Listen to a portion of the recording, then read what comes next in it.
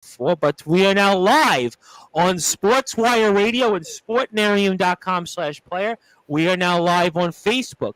We are live on YouTube. We are live on LinkedIn, and we are live on my phone apparently because I'm getting the notifications and I forgot to turn my phone off because we have a caller at 10:15, and we'll get to that in a few minutes. But with me here to talk all the latest happenings here in the world of sports and also for the Tobacco Road Sports Radio Network there on tobaccoroadsportsradio.com for tomorrow afternoon. I want to thank Desmond Johnson out of the way for that, as well as Chris Pizzea of the Liftoff Jets Show and the Talking Rivals, Justin Gianelli of the Baseball Banter returning from beautiful California, Patrick Trotty, esteemed author also of the Talking Rivals, the legendary brute force Brad Weiss, the SJC Long Island Golden Eagles alum, coach for our Plainview JFK Hawks boys JV team, Level Up Softball, Long Island Nets, and our LI Brew Crew, and Donald Stewart of the Pinstripe Chronicles, and I guess Nerding Out Sports. But guys, how you doing? Doing good. Pretty pumped up right now. I'm ready to go. Let's do it. Baseball's back, baby. All right. Baseball is definitely back. We'll try to work in some NFL, maybe get to some NBA, college basketball. I was going to open up with the red hot New York Knicks, but I think I'm going to have to talk baseball, right, guys? I guess nobody. We'll get to that later. Hey, listen. He's in a good mood. Let's keep him in a good mood. Don't bring up the Knicks, please. We'll see what his mood's going to be like when we have Rob Marasta calling. We have Rob Marasta calling in here at 10:15, and I have a promo from Anthony Finkel before that. So let's see how the night goes on here. But obviously, all kidding aside, leave aside those New York Knicks, those red-hot New York Knicks, and even the Brooklyn Nets, who looked pretty good last night.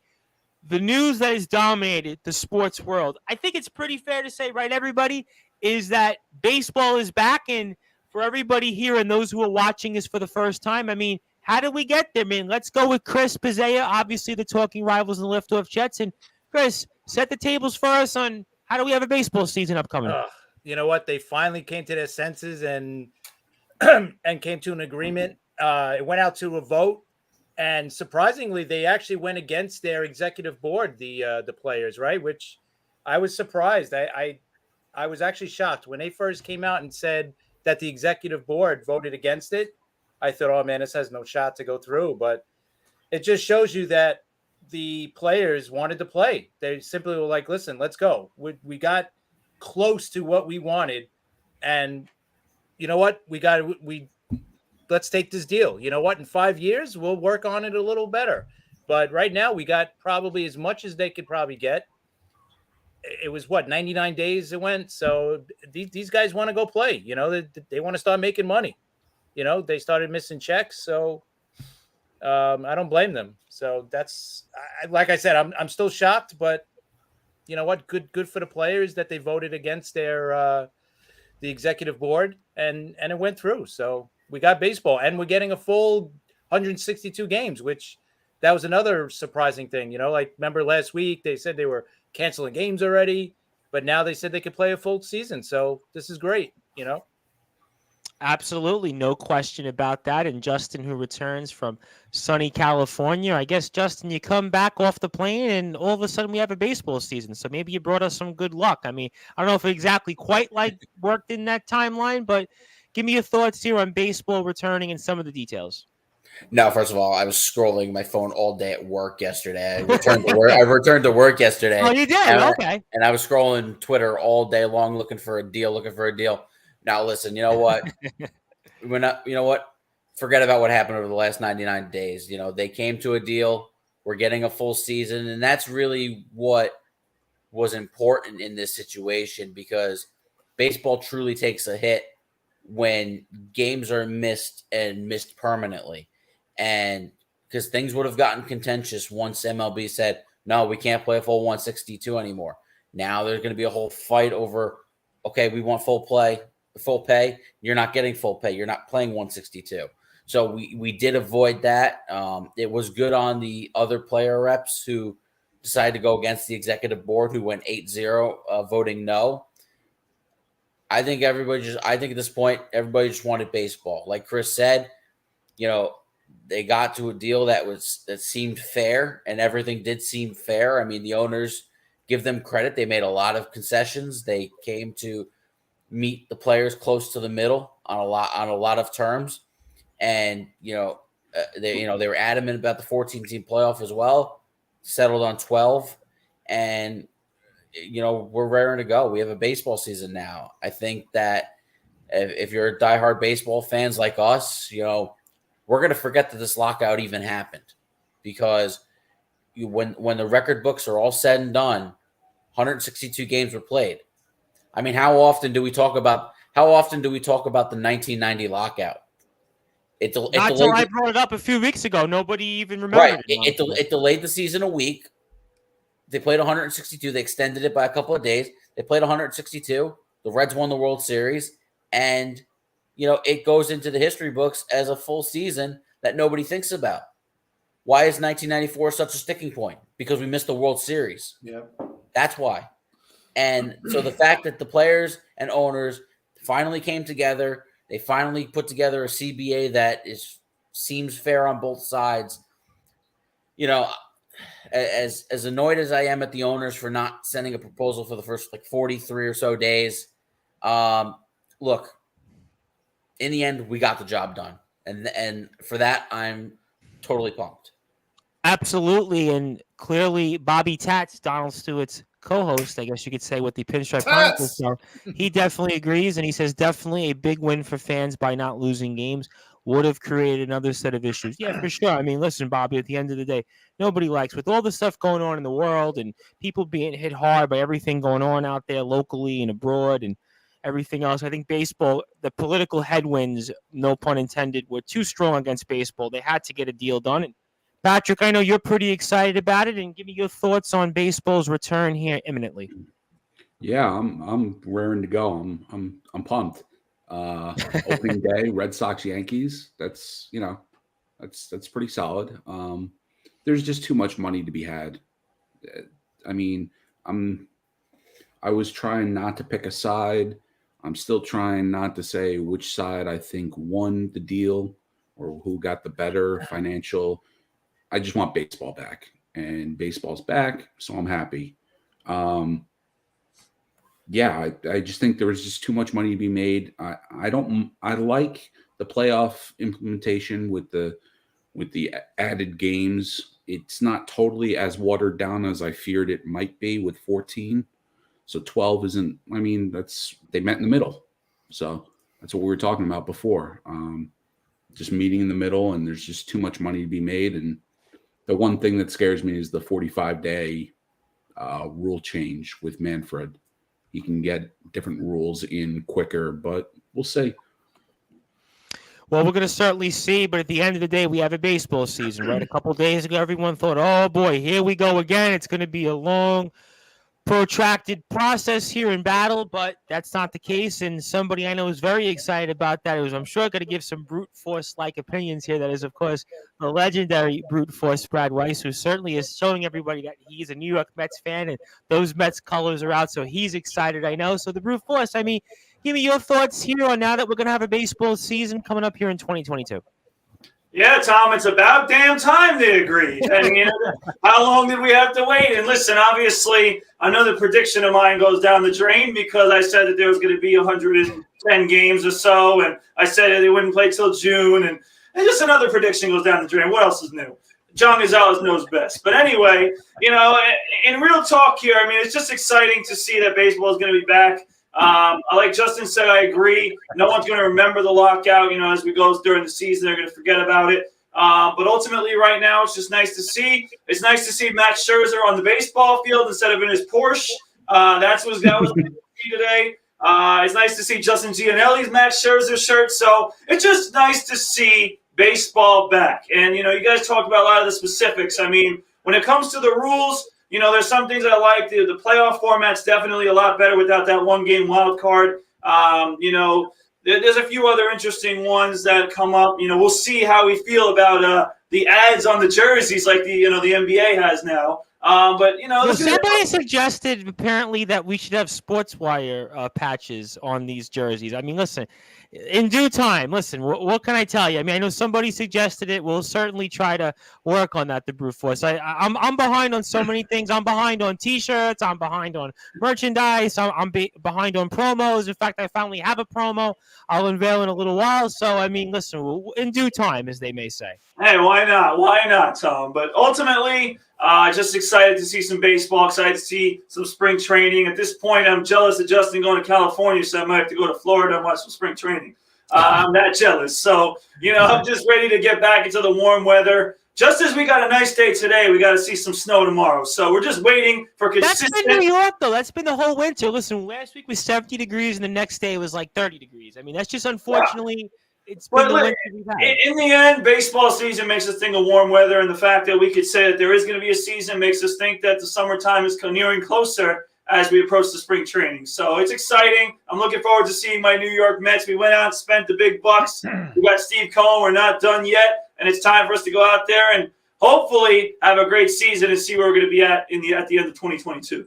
Absolutely, and just want to shout out a couple of people. I want to shout out Lucy Simons, of course, a reporter. And Lucy, what are you doing up? It's like almost 3 a.m. your time in the UK, and Lucy is a reporter for one of our big supporters, that is Odyssey Pro Wrestling and also Knockout Pro Wrestling. In fact, we had a segment today speaking about Odyssey Pro Wrestling, and also Lucy is also a writer. She was just most recently the president of the Lancaster University Pro Wrestling Society. So I really want to acknowledge Lucy. And of course, Lucy, we got to get you back on here. And Lucy chimes in and says she just got back from the club. Well, that's why, it's almost 3 a.m. Listen, that makes sense. That's why you're up. You're probably like, what is Tom doing once again live? But that's why we're here. So I want to shout out Lucy. She can follow everybody. Can follow Lucy on Twitter at Cesaro Stan, so make sure you follow Lucy Simons. Also want to shout out the Brute Force's father, because my favorite quote so far in comments here was Knicks beating Memphis by 5. So that's my like I said, I was ready to talk some Knicks before we get to Donald Stewart, and Lucy thanks us, and we definitely thank Lucy. And Lucy, I'm going to get you back on the show. Give me maybe another week or two, and I'll definitely reach out to you. We have a lot to talk about for sure. And KOW and Odyssey Pro Wrestling, we're actually working on something with one of those companies. I don't want to tip my hand with that. So thank you, Lucy. Get some rest, and I'll definitely talk to you throughout the weekend. And congratulations on your run as president there at the Lancaster University Pro Wrestling Society. And Lucy messages says, yes, I'd love to come back. Well, that's the plan, Lucy. That is definitely the plan. Give me toward the end of the month, and we'll definitely work on that. And Donald Stewart is also up late, also out there in Scotland. Not quite in England, but sort of nearby. And Donald's obviously a happy man. You'll hear Donald later this weekend on the Pinstripe Chronicles. And Lucy chimes in and says, I don't know anything about baseball, but I'm quite good at Wii Sports. Well, listen, Lucy, I'm an Xboxer, so maybe we got to play Xbox one of these days. But I prefer to play Halo. I don't know if I could beat you in other games, but I could probably take you down in Halo. But that's a different discussion for a different time. But Donald, I know you always got a lot to say, and give me your thoughts on the return of Major League Baseball. Well, I mean, listen, everybody's got a lot to say because they're on Sportzwire Radio. That's the honest truth. Nothing personal with that. First of all, shout out to Tats, my co-host, coming on. Yep. Click the link. Every time I think of Bobby Tats, click the link. Yes, Bobby. I'm going to click the link. Don't worry about it. I mean, 9:45 Eastern? That's a little late for him. I mean, listen, he's born in 1912. He's got no hair. So we got Rob Marassa coming on, who's probably born in like 1902. So yeah, there we go. So Tats is in good company. So you guys are lucky. I'm up at this time. I'm still living in New York hours. I live in Defiance. I'm not going to let UK hours hold me down. I'm a New Yorker, and I will stay that way, and I'll even stay up all day if I have to. So on the baseball front, this had to happen. This absolutely had to happen because when you think about the 1994 lockout, it changed so much. Baseball took so long to recover from that lockout, with the World Series being canceled. And listen, Buster Olney even said that the Montreal Expos never recovered financially from the money that it lost. That organization lost in the 94 lockout. The Toronto Blue Jays, it took them like over a decade to even I think it was longer than that with the Blue Jays. Yeah, maybe even 2 decades to get themselves back on track after the lockout. So that's how much it affects. A bunch of losing games affects both organizations, the owners and the players union. So it had to come to an agreement. I think it's a fair deal for both sides. There was a lot of concessions made from the owner's side. And from the players' point of view, I mean, credit to them for holding firm to an extent where they got a lot of what they were looking to get done. And also credit to the lower scale players who went against the executive committee and voted for baseball. That was a big step because the optics would have looked pretty bad. Like if considering the main sticking point for me was obviously making sure that the younger players got paid a requisite salary. And once the owners really put in a record offer to increase that, then that really should have pretty much sorted out the negotiations, and the rest really should have been dealt with pretty quickly after that. But the fact that, the higher scale guys like Scherzer and Garrett Cole and the 100 million dudes were like trying to vote against it, it then suddenly changed the narrative. Is this really about looking after the younger guys? And is it not just about trying to see as much as you can get out of the owners? So I think I'm glad that common sense won out. The optics would have looked really bad. So I'm happy that it's done. I'm excited for baseball. I didn't realize how much I missed baseball, having no real off season. I was like, I'm starting to really miss this. So I'm certainly. I don't know how you guys did a Pinstripe Chronicles show. I mean, Bobby Tats was like, you guys were doing 2 and 3 shows a week, and it was almost like, and the Talking Rivals. I mean, between you two shows, I mean, with all due respect, it's like you got. I realize you got to fill the time, but I don't really know how you guys pulled off shows, and especially Bobby Tats. I mean, at least the three of you are knowledgeable sports fans. Everything else, I mean, Bobby Tats. I mean, I don't even know if I could have a conversation about drywall on a football game with him. I mean, but he would have done that himself. I mean, I'm not trying to be, facetious, but there's some people. Listen, Rob Ross is going to come on. To be fair to him, he was born. He was born before baseball even began. So I think that, I think you'd have a conversation with him. He might have a conversation about James Naismith making the basket and the game of basketball, sure. But I want to give a shout out to John Gonzalez of the Sports Authority. Tom, I got to address this. I can't let this go. All right, I got to address this comment. All right. First of all, John Gonzalez. Good evening, John Gonzalez. Good evening. All right. First of all, let me make this clear. I am wearing a Jacob the Goat. I'll call him that, the Goat jersey. Okay, that is what I am wearing. Okay, but to be fair with you, you want to mess with me about Jason Bay jerseys, all right? I do still have a Cespedes and Harvey jersey around, all right, which I am not going to put on. Yeah. What I will say is that I do have those guys, but ultimately, don't disrespect the jerseys like that, John Gonzalez. Don't disrespect Jason Bay. He was. He had 36 and 119 as a Red Sox, and then with the Met, what do you have, like 50 RBI total? He was a disaster. Don't disrespect Jason Bay. He was there. Who was better, Jason Bay or Jed Lowry? Give me a break. At least Jason Bay ran out ground balls. I mean, that's the bright side, right? At least he played. At least Jason Bay played. At least he played. Right. Jed Lowry had 8 at bats. Struck out 7 of them, please. Boy, testy here to brute force. I mean, we're definitely testy here for sure, and certainly we'll get to some of that here for sure in a little while. But let's go around the room here. Well, we got another about 20, 25 minutes before we get a Rob Maraska phone call and a promo I need to read off. And I'll go with Chris. I mean, give us some of the details on some of the changes that we can expect now that baseball is returning. For those that are watching this and may only be hearing for the first time some of the full details about baseball's return. Well, they're getting rid of the 7-inning doubleheaders, which is great. They're getting rid of the ghost runner and extra innings, which is awesome.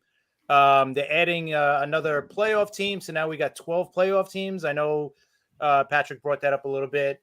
I don't think it's that bad with the playoff teams. I like it that the top 2 division winners will get the bye in that first round. And the other guys will play in a 3-game series instead of the 1-game playoff, for the wild card. So that's not a bad thing either. What was some of the other things that they said? Pitch clock. Yeah, the pitch clock. But is that coming into effect this year or next year? No, it's next year. Next year, right? The pitch clock is not coming until next year, which is good. You know what? like Patrick brought it up earlier too, that the commissioner is going to, have that advantage to put changes in within 45 days. I think that's crazy. At least give these players a chance to, kind of get ready for these rule changes. I know that the pitch clock is not the hardest thing for some. Some pitches are, they work pretty quickly anyway. Yeah, so I don't think it's going to hurt that many pitches anyway. And all the younger pitchers, they've been using it in the minors for the past couple of years. So anybody coming up is already used to it. So I don't think the pitch clock is going to be that big of a deal. The bigger bases they brought out, which that's not going to be that's not really going to affect anything anyway. So I'm not too. And the bigger thing is the no shifts. That's not coming also to 2023, and that's been we see a lot of chatter about that on Twitter. The players should they should be able to hit it against the shift. Right. But that'll be good. That'll open up the offense a little bit. How much? I don't know how much it'll open up. It'll probably open it up a little bit. So it's interesting, some of the changes. And today something came out about the All-Star game. If the All-Star game is tied after 9 innings, they're going to start a double home run derby after 9 innings, which is cool. It's for fun anyway, so who cares, Yeah, I think, what? Baseball's had a problem with the All-Star game and sports in general. So if they're going to try something else, you know what? I mean, why not? And John Gonzalez chimes in and says they did get rid of the hideous 7-inning doubleheaders. Yeah, I mean, I think everybody universally, young or old, didn't like the 7-inning doubleheaders. And it was a temporary thing, and obviously we're glad that it's ending and it's just a temporary experience, to say the least. I mean, Justin, is there anything in MLB's return that caught your attention that you liked the most or disliked the most for those that might be watching this here for the first time? No, not necessarily. I think all the rules, the rule changes are going to be rule changes that are going to end up being beneficial to the game. And, for somebody who is as hardcore of National League as it gets, and, a little bit sad to see the pitcher no longer hit. But the universal DH is going to be definitely one of the big changes. And, it creates 15 more jobs. I personally would hate having a DH on my team. I'd rather have the DH spot as a rotational half-off day for somebody. So you want to take Francisco Lindor out of the field for a day. You want to have him DH. You want to get James McCann off, out from behind the plate for a day. Put him as DH. I'd rather my DH be a rotational position instead of these, wasted guys who only come up to bat like Giancarlo Stanton. I don't need a big waste of space at DH who only hits. And half the time he's striking out anyway. Hey, he's not a waste of space. He's not a waste of space at all. He's an awesome player. But that's a bad example. I do realize that the universal DH is going to be beneficial to the game, and I'll adapt to it. I'll be cool with it. The other thing that I like is that beginning next year, and I have said this on our show before, is how I would like to see every team play everybody else. Yes, I did notice that you had mentioned it earlier. Next year, there's going to be fewer divisional games, and you'll play at least one series against every other team. And I think that is the biggest shift in competitive balance, because one of the biggest issues in baseball is competitive balance. You're going to have a lot less 100-win teams. You're going to have a lot less 100-loss teams because think about it. Thank you. The Yankees can't beat up on the Orioles and go 17-2. The Rays can't beat up on the Orioles and go 17-2. The Cardinals can't go 18-1 against the Pirates. You're going to get series like the Pirates and Orioles, or the Orioles and Diamondbacks. Somebody's going to have to win those games. It could lead to the Orioles getting closer to 70 wins. So basically, closer to 70.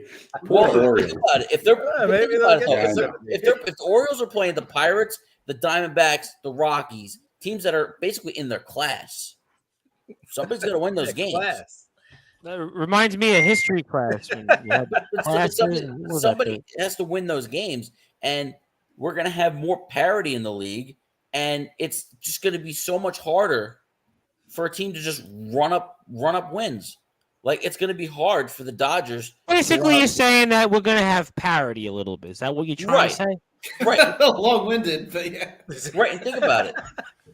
Baseball is baseball basically comes down to 42 games because because pretty much every team wins 60. Pretty much every team loses 60. Again, there's that rare exception of a team that wins over 100 and loses less than 60. There's a couple of teams who win less than 60, but it's really about how you perform in those 40 games, and those games are going to get harder if you're playing more teams.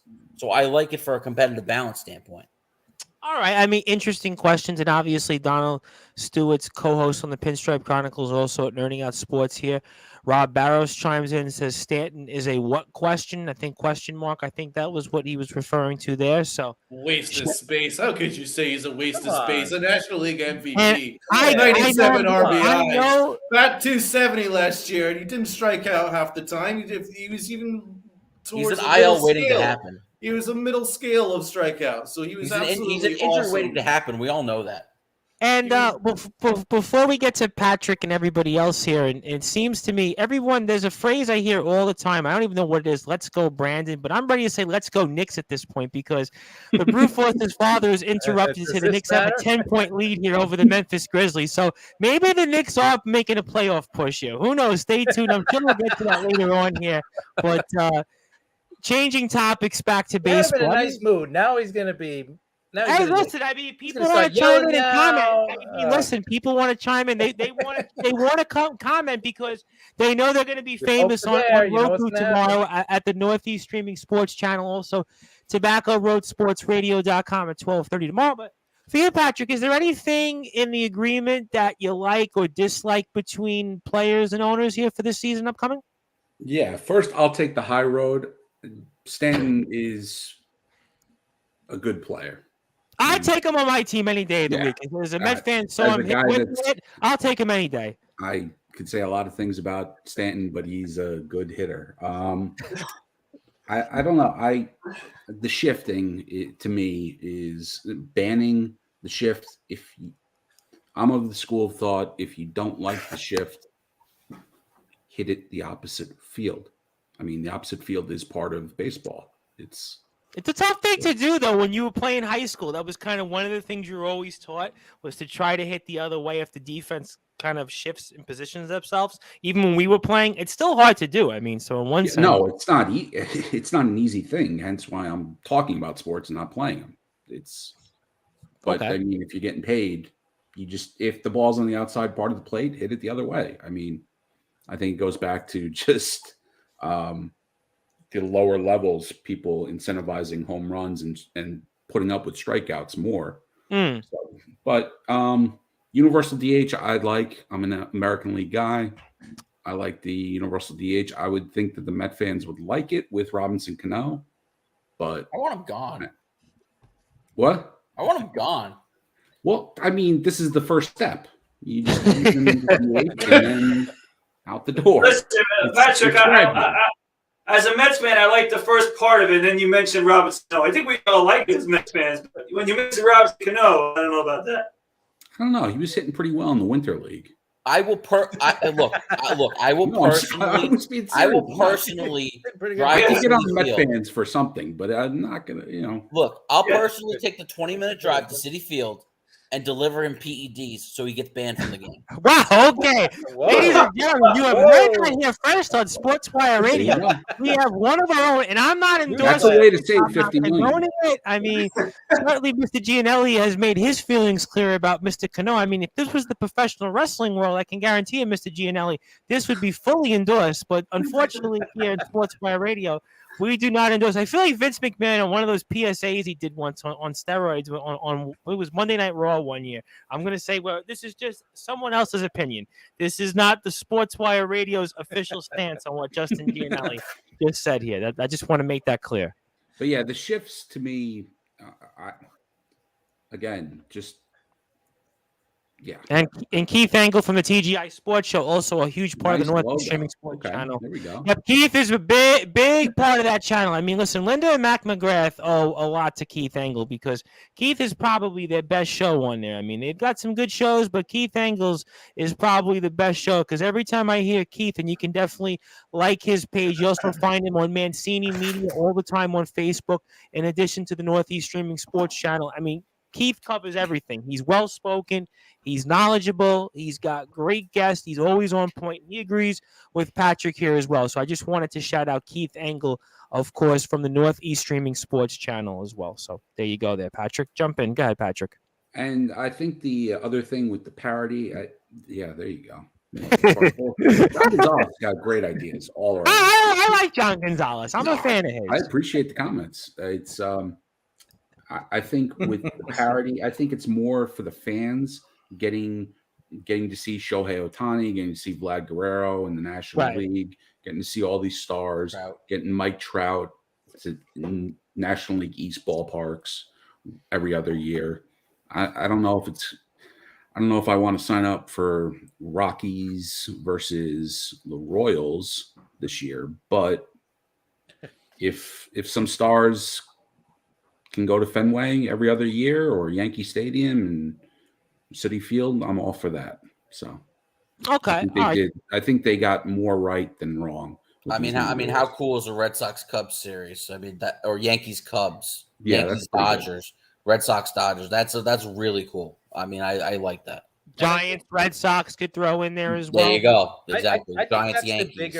I think that's the bigger reason why they did this is to, and I think Patrick was telling me I don't know, it was today or yesterday, he pointed it out to me that it's a good way to promote the league, right? Because now you're going to have Ohtani, say, and Mike Trout playing in places that he normally wouldn't play. Like now he'll play in, say, Atlanta or the Marlins, and or the playoffs, right? Or well, now we're pushing it. That's pushing it, but you never know. But no, let's hope so for one day that these guys get into the playoffs. But no, I think that's what it's more for, to promote the league better. And let's be honest, the league has not done that well. I think that's been something we've spoke about here. Yeah. At least when Brad and I went back to the Sports Report days, we were just a podcast, and Rob Marosco, when we hear him in about 10 or 11 minutes, and Keith Angle says we're a great addition to the Northeast Streaming Sports channel as well.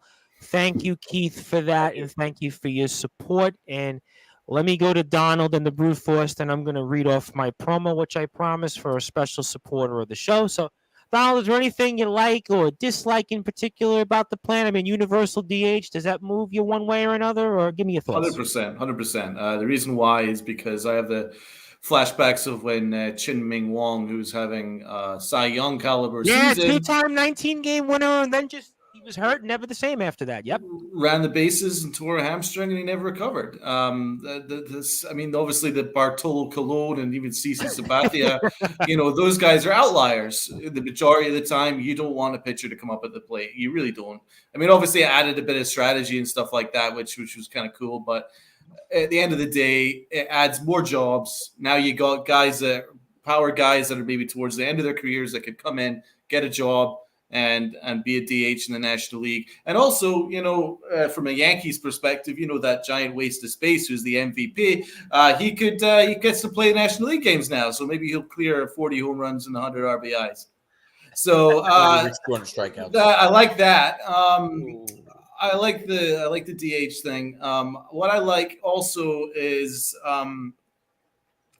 I like the idea that they're looking into ways improving the game, because the game visually and optically, there needs to be some changes here. I understand, obviously, the shift is something that's been part of baseball for a long time, but I think they could do away with the extreme shift. I mean, obviously, 4 guys in the outfield is really hard to – I just don't think that needs to be the case anymore. If they could get rid of the extreme shift, I think that would be certainly a start. Because listen, it's all just about the 3 true outcomes, and it's very hard to watch for younger viewers, for people who aren't diehard fans.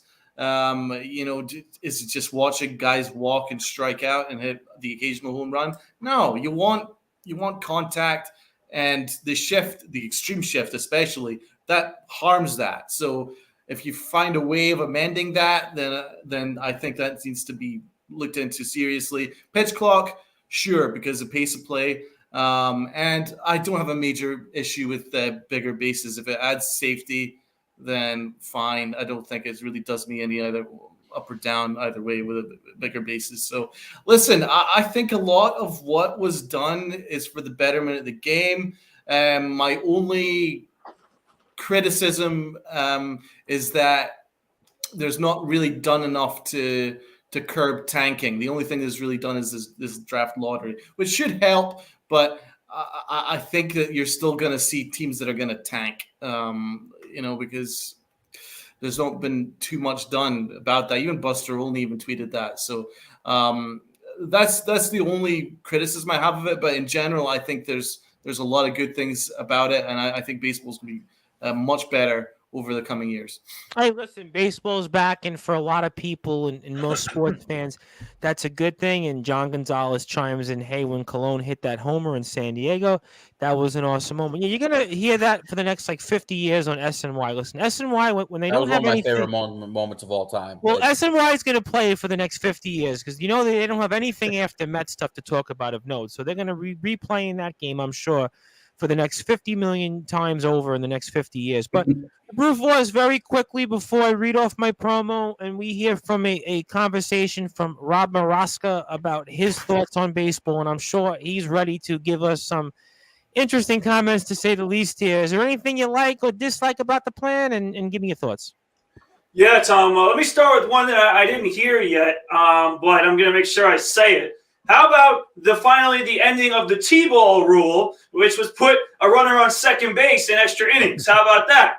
That one, thank God that is gone, because that was one of the dumbest things I've ever seen. Let's just put somebody on second base in extra innings. That was ridiculous. So that's the first one I want to mention. The second one I want to mention is the playoff format. I really like the playoff format. I am not a fan of a one-game playoff, or in the NBA, the play-in game. I like the play-in, though, in the NBA. I'm actually looking forward to it.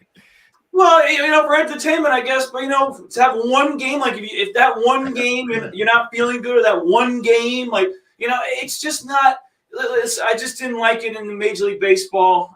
It didn't go that well. If your pitcher doesn't pitch well that night and your season's over, I really don't like that. So I was very happy with the new format in regards to a 3-game series. I think that's the right thing to do. I am 100%, even further 100% with Patrick on the shifts. I mean, what if you can't hit it the opposite way? I'm sorry. Figure it out. Figure it out. Listen, these hitters are learning how to uppercut their swings. Why can't they learn how to hit it the other way? I mean, at this point, if you are not capable of hitting it to the other side of the field, all right, then, that's a problem. Practice, right? So in the end, I'm a basketball guy, right? If we're running a zone defense and, the rules become you have to stay in your spot, that ain't going to work. Baseball strategy. If you can't hit it one way, then guard it, go against it on the other side and see what they can do. So, I'm not a fan of the extreme shifts, but I am disappointed that they're getting away from shifts completely. I think that they should be still allowed in the game. You have to be able to make an adjustment. If you can't, that's an indictment on you.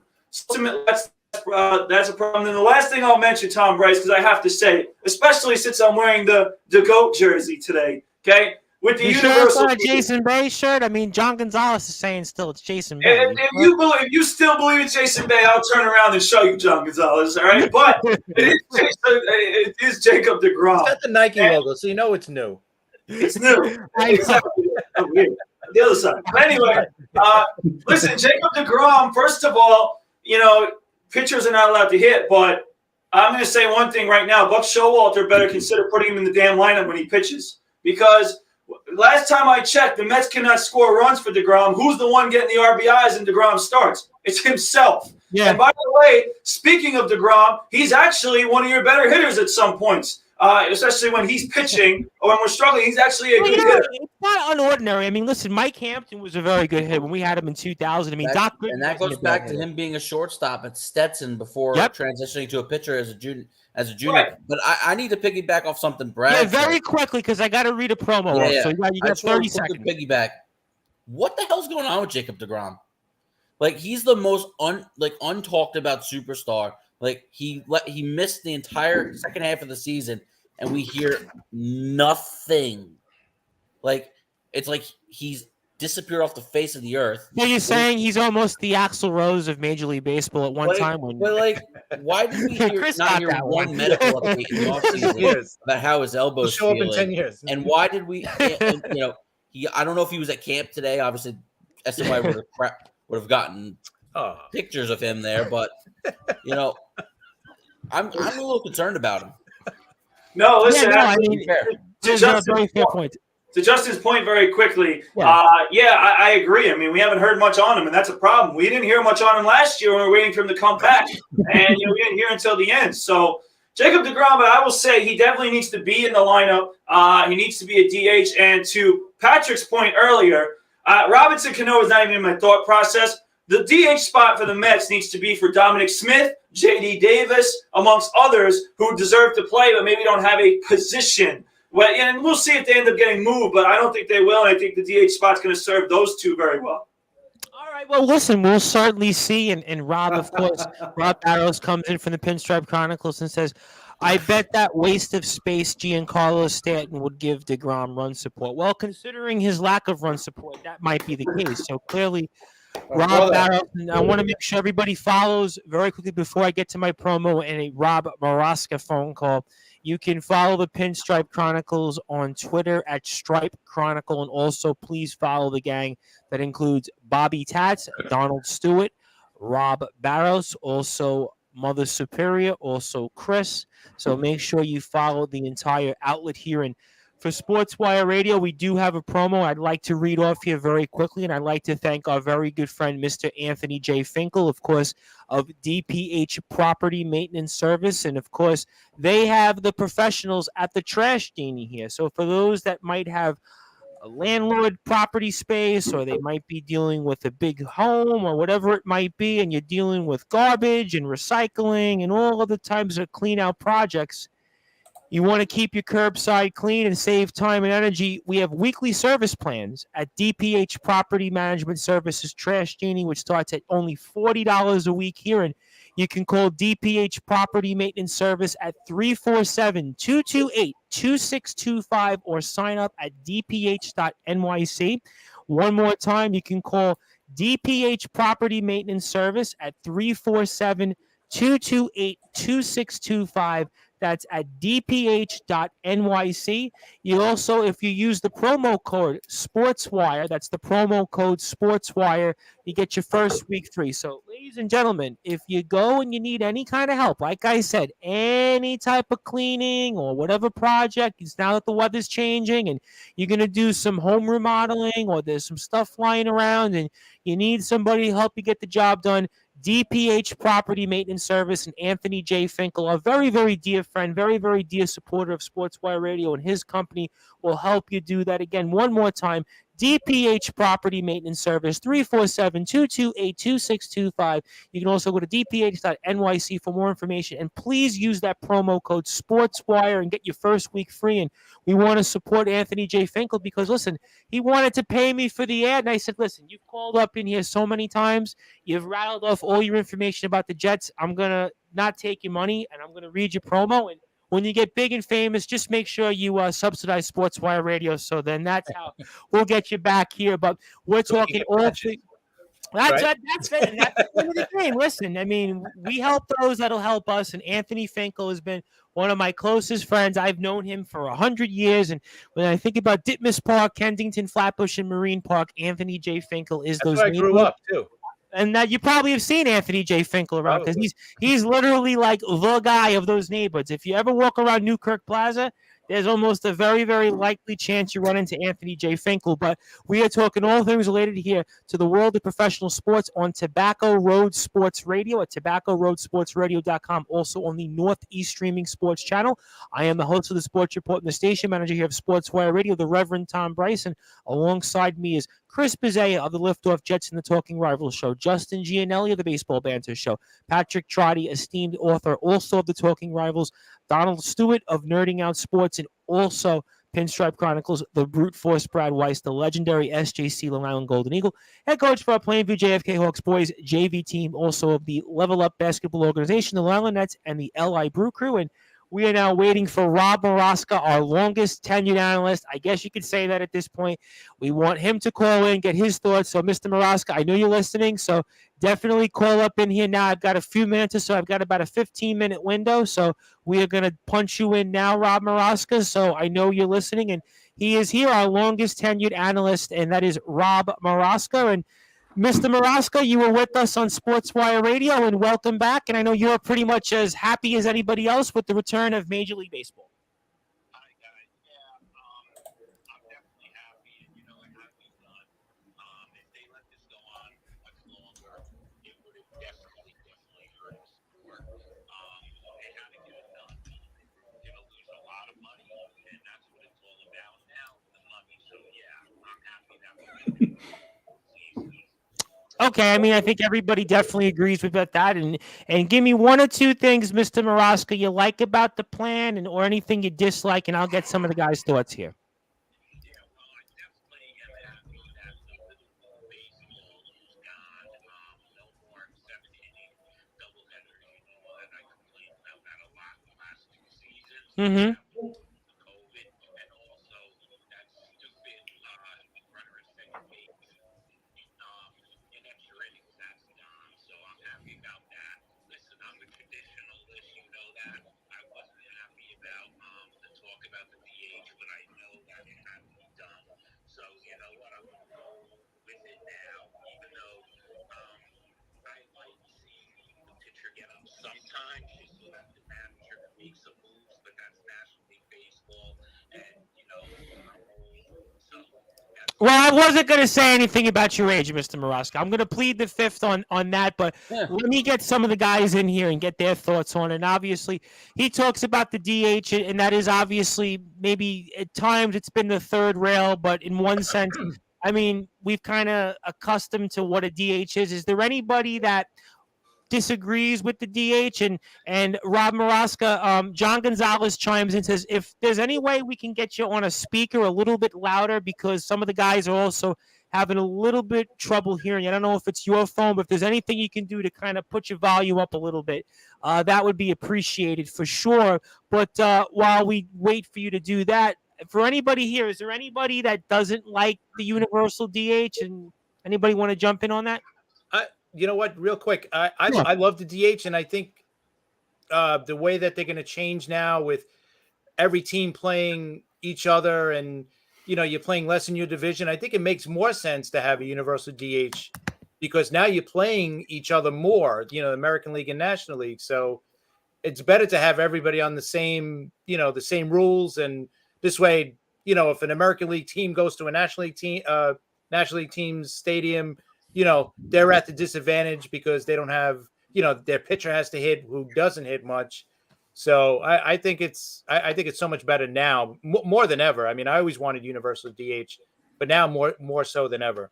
So it makes sense. Anybody else here? We're going to try Rob Maraska on a different connection. In fact, I'm going to try him on WhatsApp. That might actually work. But for anybody else here, anybody don't like the universal DH? Anybody feel like, well, I'd like to see a pitcher bat. I'd like to see the strategy of it here. Anybody have a different thought on that? I mean, again, I'm coming to terms with it. And I'm accepting it. But as a hardcore National League guy, I love the strategy of it.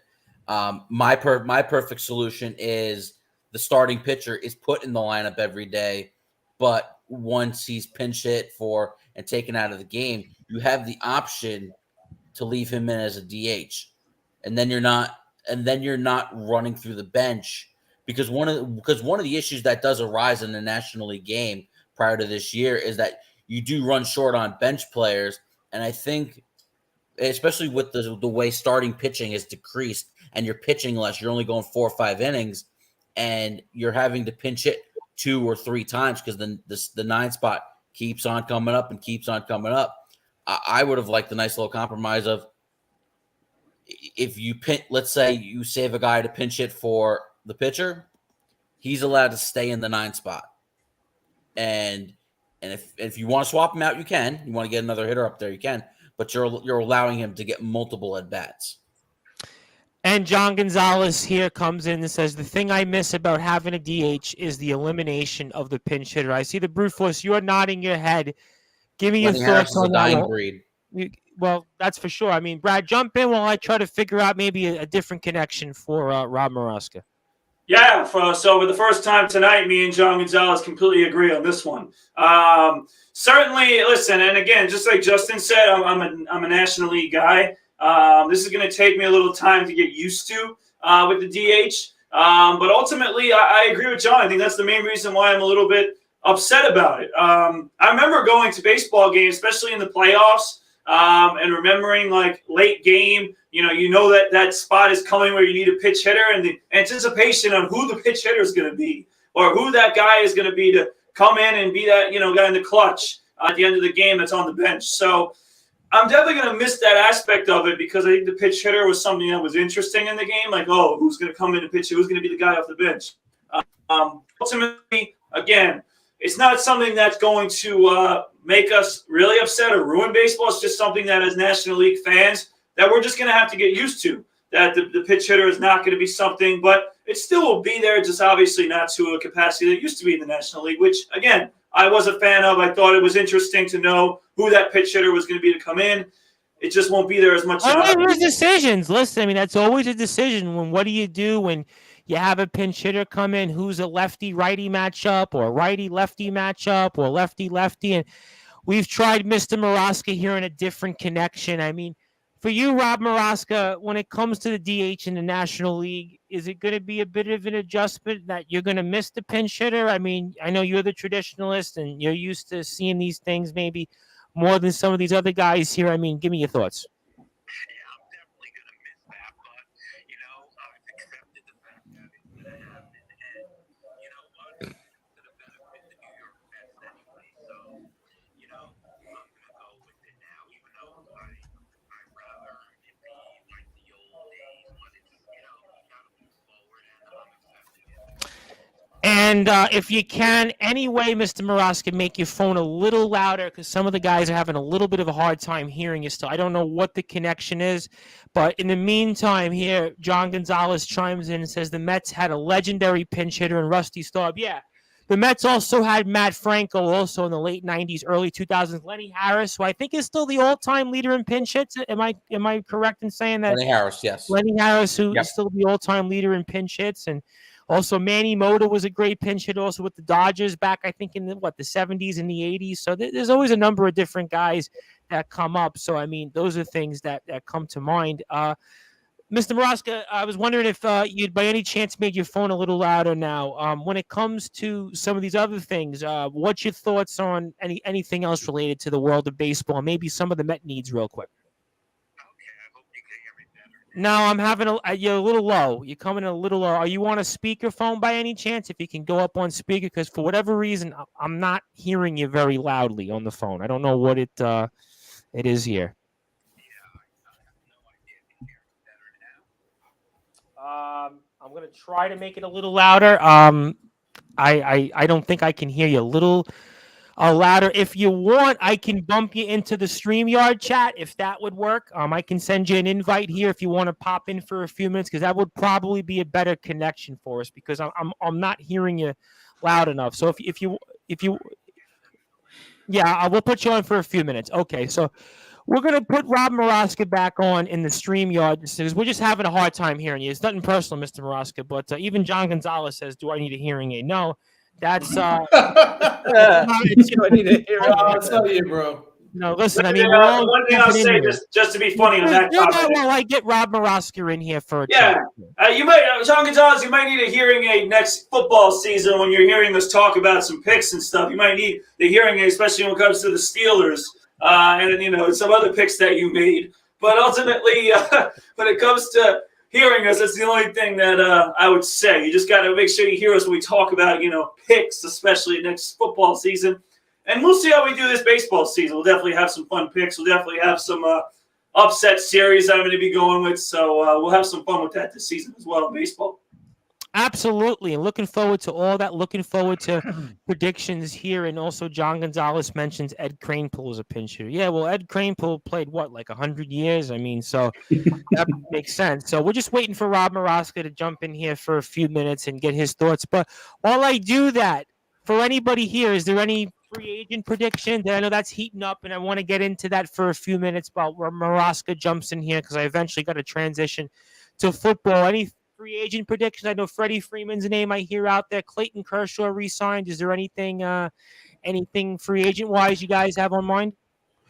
The Just last thing waiting for Carlos Correa yeah, to set the market pretty much. I think Trevor Story's waiting for Carlos Correa too.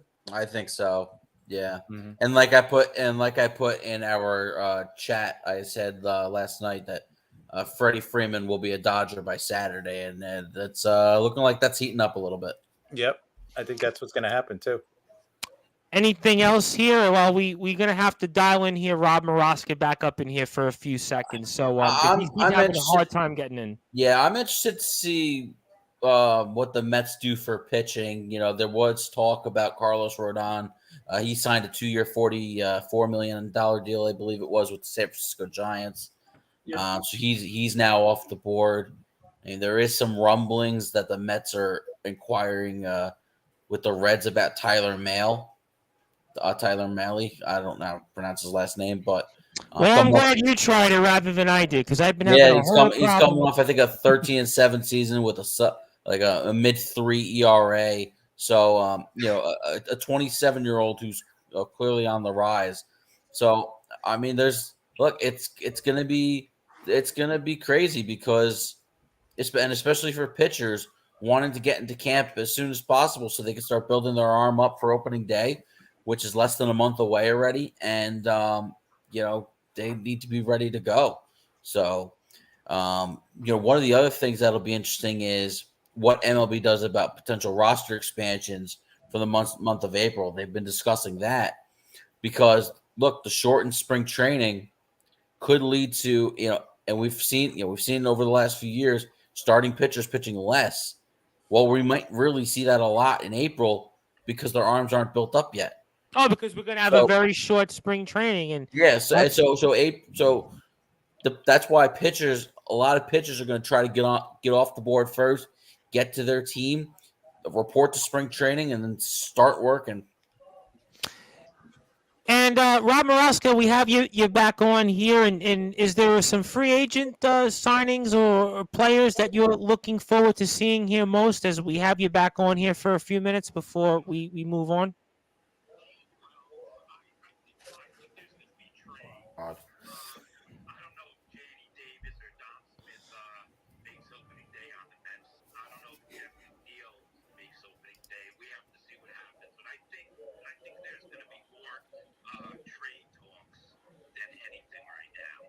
For anybody here, because I'll repeat it for you. Is there any players you think specifically for anybody here that you think gets moved? I mean, I'll quickly take this one on what Rob Maraska said because I heard him. But okay. I will say, you know, and I said it before, McNeil, Davis, and Dom Smith, you know, obviously guys who we've talked about potentially being moved from the Mets perspective. My strong opinion right now is I don't think any of them get moved. I think that they're going to keep them all. I think that they're going to, you know, McNeil, I think they see his potential still. I know he had a bad season, but I think they still see his potential. I think Dom Smith with the DH all of a sudden has a role in this team. And JD Davis as well. I think that they have a role. I ultimately think this late right now, we're talking about, you know, March and the season starting soon. I just don't see right now the Mets making a trade with these guys. Unless, one thing I'll say, unless it's for like a Josh Hader or something like that, which I don't personally see. So, again, I do see all three guys staying on this roster. I'm on the record right now. 2 of 3 will be gone. That is going to be 100% fact. The one that's going to survive will be Jeff McNeil. I think McNeil will be the everyday second baseman for the Mets, especially once they do. You know, I guess they'll settle with the Cano at DH until he either fails another drug test or they somehow unload his contract. Well, we heard what you've already said about Mr. Cano. So I know. We know what Justin's going to do in that situation. But J.D. Davis and Dominic Smith are as good as gone. They need to pack up their bags and leave Port St. Lucie ASAP. I don't see them on this roster come April 7th. I think Billy Epler is going to swing a trade, and I could see him swing a trade and send at least Davis to Oakland because they're going to they might need a third baseman because the A's might trade Matt Chapman. So the Mets could call about Sean Manaea, bring Manaea to Queens. Davis goes as part of that trade to Oakland. And because Oakland is open for business, Sean Manaea is going to get traded. Matt Olson, I keep hearing Matt Olson to the Braves is basically a done deal if Freddie Freeman signs with the Dodgers. They've had heavy conversations with the Oakland A's about Matt Olson because they need a replacement for Freddie Freeman if he doesn't come back. And if what we're hearing is true, the Braves are not willing to go to a 6th year with Freeman. Clearly seems like the Dodgers might be able to go to that 6th year, and now he's literally just weighing his options at this point. All right, we'll certainly see some of those things. Mr. Maraska, anything else? And I'm going to give you some closing thoughts, and obviously good to get you back on here. I know you've been chomping at the bit here. I mean, between you and Bobby Tats on Sportswire Radio, I don't know between the two of you in terms of what you guys do for all these months in terms of not being able to speak about anything, but we're good to get you back on here. Looking forward to having you on here each and every week, and we'll certainly get you in maybe on the StreamYard for a little bit next week instead of doing the phone connection. But anything else you want to get off your chest baseball related before we get closing thoughts from you and such? I heard you guys talking about the All-Star game, and if it's a tie game, the home run derby winner is going to become the winner of that game. So I don't know what these guys' thoughts are. I got 30. I gotta go less than a minute though on home run derby thoughts only because I got 58 minutes on it. It's a 2-hour only show, so I can't. If anybody jumps in, give me a minute on All-Star game tied goes to home run derby. I can't spend a 5-minute book report on it. So anybody wants to jump in here, just because I'm on a timer here with this. I like it. I like it. Yeah, no, it's great. It adds. Nobody wants to see that game go into extra innings. Nobody wants to see a tie. So, yeah, if it goes 9 innings and it's still tied, yeah, home run derby, sure. That's a lot of fun, especially for the newer fans. That I wish they started it a little bit early. So this way, if it does go into extra innings, these kids could. We should have had that in 2002 in Milwaukee, right? Right. That would have been great. Exactly. It's the All-Star game. Let's get funky. It's the All-Star game. Look what the NBA do. They do all kinds of crazy stuff. Yeah, I enjoyed it. I didn't enjoy the dunk contest so much, but I enjoyed the NBA game. Yep. Yeah, the game itself, they're fun. They just kind of add kind of competitions within the competition. Why not do that for baseball? I mean, the game's really just... It's for the fans, right? Yeah, why not? So I'm all aboard. Sure. Yeah. All right. I mean, that definitely sounds good. So, Mr. Maraska, I want to give you some closing thoughts. I want you to plug some of your social media. I'll definitely post some of this on Twitter throughout the weekend. So good to have you back here. I mean, obviously, you've been an institutional part of Sportswire Radio and the Sports Report here over these past few years, and I know how much this has meant to you to return live here each and every week to get your thoughts, your hard-hitting analysis on all the latest happenings here, especially with Major League Baseball returning here April the 7th, a triumphant return to say the least for Major League Baseball. So I want to give you the floor. I want to give you some closing thoughts. Anything you want to plug, and please plug your social media.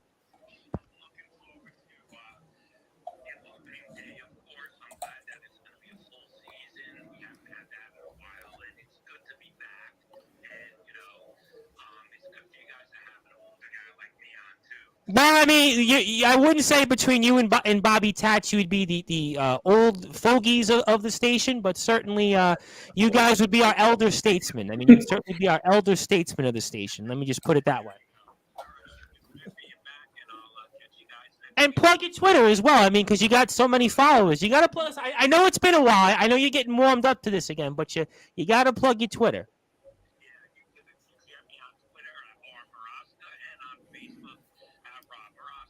Absolutely. Looking forward to all that. We're looking forward to having you back here Fridays around 10:15, and we'll do it for StreamYard next time. And is Rob calling from the moon? Is he calling from the moon? I actually heard. Listen, I heard Armstrong's first step clearer. Well, I mean, I thought it was on the water. we'll definitely get him on the computer streaming, because for whatever reason we're having technical difficulties with that, and that does happen here. So we certainly appreciate Mr. Maraska for all that he's done for us. But very quickly, because I got to move to football, because I on Tobacco Road Sports Radio, I got to cover other things here. I could spend all day on baseball, but I got to move on here very quickly. I don't like the home run derby idea from John Gonzalez. Tell that to Pete Rose, who almost killed Ray Fosse, whose career was never the same afterwards, crashing into home plate to win an All-Star game. Yeah, listen, I mean, but baseball is the one sport that you can have so many different opinions, so many different things on that. There's no real right or wrong. It's ultimately in terms of what the game has to say. And obviously, we're all excited, though, about baseball. I mean, listen, the passion about people like Rob Maraska and Bobby Tats and Ernest Dove. I mean, he's probably going to be out there, and he's going to be camped out right now at Roger Dean Stadium, ready for interviews with minor league baseball players and everything else. People just love baseball. They love this sport. They love what it brings to the table. Rob Maraska was a great example of that here. But I want to get to some football. I've got a little bit of time here on Tobacco Road Sports Radio for them, and also for Linda and Mac McGrath on Northeast Streaming Sports. But certainly, it looked like the NFL was going to have all the news to itself. And then baseball kind of interjected it and took all the thunder from the NFL. But there was a number of moves here. And I think obviously the big one here to start was that Aaron Rodgers is coming home. He's staying home in Green Bay, and he got his money. And certainly it was a game of who blinked first. And I guess you might want to say it was Aaron Rodgers, but he stays in Lambeau Field. And I want to go to the brute force Brad Weiss first, because he has certainly been very opinionated on Aaron Rodgers. Everybody was checking out our video on Instagram about, I think we had like 300 people view it alone. I mean, so the brute force Brad Weiss, one of your favorite players, one of your favorite athletes, one of your favorite topics, that is, of course, the much maligned, the very controversial Aaron Rodgers is coming back to Green Bay. And give me your thoughts on it and much, much more. Yeah, so I'll give Aaron Rodgers a round of applause. Nice job, made a decision. Yay! All right, thank God, Aaron Rodgers, because every damn day you turn on TV or radio, whatever, and it's talk about Aaron Rodgers. At least he made a decision, and we can go forward with it. Okay? Did he make the right decision? In my opinion, he did. Staying in Green Bay and staying in that NFC, which once again we'll get to in a second, lost another big quarterback to a AFC team. But ultimately, Aaron Rodgers, listen, he obviously, I think, best chance to win was in Green Bay. He got his boy back, Devontae Adams, as well, was franchise tagged. I should have wore his jersey for this segment, but I don't have it with me. But ultimately, the two guys there and their team have a very nice chance of getting back to, at least the playoffs, and then hopefully for Rodgers' sakes, because he needs another Super Bowl more than really any other quarterback, in my opinion. Get all the way to the Super Bowl. Obviously, you'll have the Rams in that conversation again. I'll say it, even though I don't believe it. The Dallas Cowboys might be in the conversation. All right, but ultimately, there's not that many more teams that you could say right now confidently in the NFC. Going to just look at the NFC least. That division is awful. Okay, but, besides the Cowboys, look at the divisions out in the West. Really, I mean, it's weakened, and you see Jimmy G's probably not going to be in San Francisco anymore, and Seattle's not the same team. So we can go on and on about the NFC, but the AFC we'll talk about later when we get to the next move. But ultimately, John Gonzalez, slow your roll, John Gonzalez. We got to talk Aaron Rodgers first. I mean, we're getting to Adam Schefter wannabe John Gonzalez here with his. We're getting to it, all right, John Gonzalez. But ultimately, Aaron Rodgers. I'm just happy to hear that he made a decision. We don't have to hear about him every single day about what he's going to do, what's this, what's that. Ultimately, he made the decision to stay. It was the right decision. And at this point, just get ready to go back to Green Bay and put up big fantasy numbers so I can take you and you can have a big season. I can get back in the fantasy championship game. That's all I want. Well, listen, I'll say one thing here in 2020 with the Brute Force. I think things were kind of so slow that all we did was like fantasy football recaps with the Brute Force. Remember those days, Brad? We would do the podcast and it was like, well, the Brute Force, how'd you do in fantasy football this year? Because football was like the only thing around here. And John Gonzalez says the Brute should head back to Walmart and get that Rodgers shirt. I mean, yeah, I guess. I mean, Oh, please. I mean, Oh, I guess. please.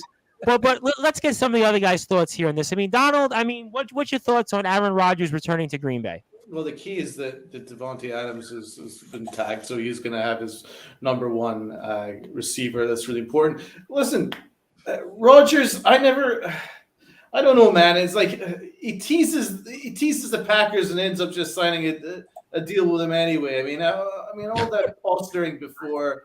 The wrong way. I just have to interrupt you very quickly because there's somebody that the Brute Force actually played basketball with, and he's somebody that is a very, very big supporter of the show, and his name is Mr. Matthew Hurt. He was only a part of our beloved SJC Long Island Golden Eagles men's basketball team, and of course he says love the jersey, Brad. And Matt, I got to ask you, have you heard anything about the cereal, by the way? Do you want to confirm or deny anything, Matt, about your cereal eating, because that was a big topic apparently about how you eat cereal. So you might want to comment on that here. So that's on you, Matt. But big shout out to you, Matt. Obviously, congratulations to Matt being a part of the Skyline Conference All Sportsmanship team here, of course, from our Golden Eagles, who you can follow on Instagram at SJCMBB and Twitter SJC_MBB. So, Matt, I'm very curious about the cereal eating prowess that you have. So if you want to jump in on that. But Donald, go ahead and continue while we wait for a cereal comment from Matt Hurt. So yeah, listen, for his legacy, he needs a second championship. And in terms of the NFC, listen, there's not that many great teams, and the Packers are certainly one of the great teams that constituted salary cap issues. We'll see if they can work something around the salary cap. There's really a lot of trouble there, but they have a heck of a roster. They got their legendary quarterback back, so I think they're pretty good. I think they're in pretty good shape.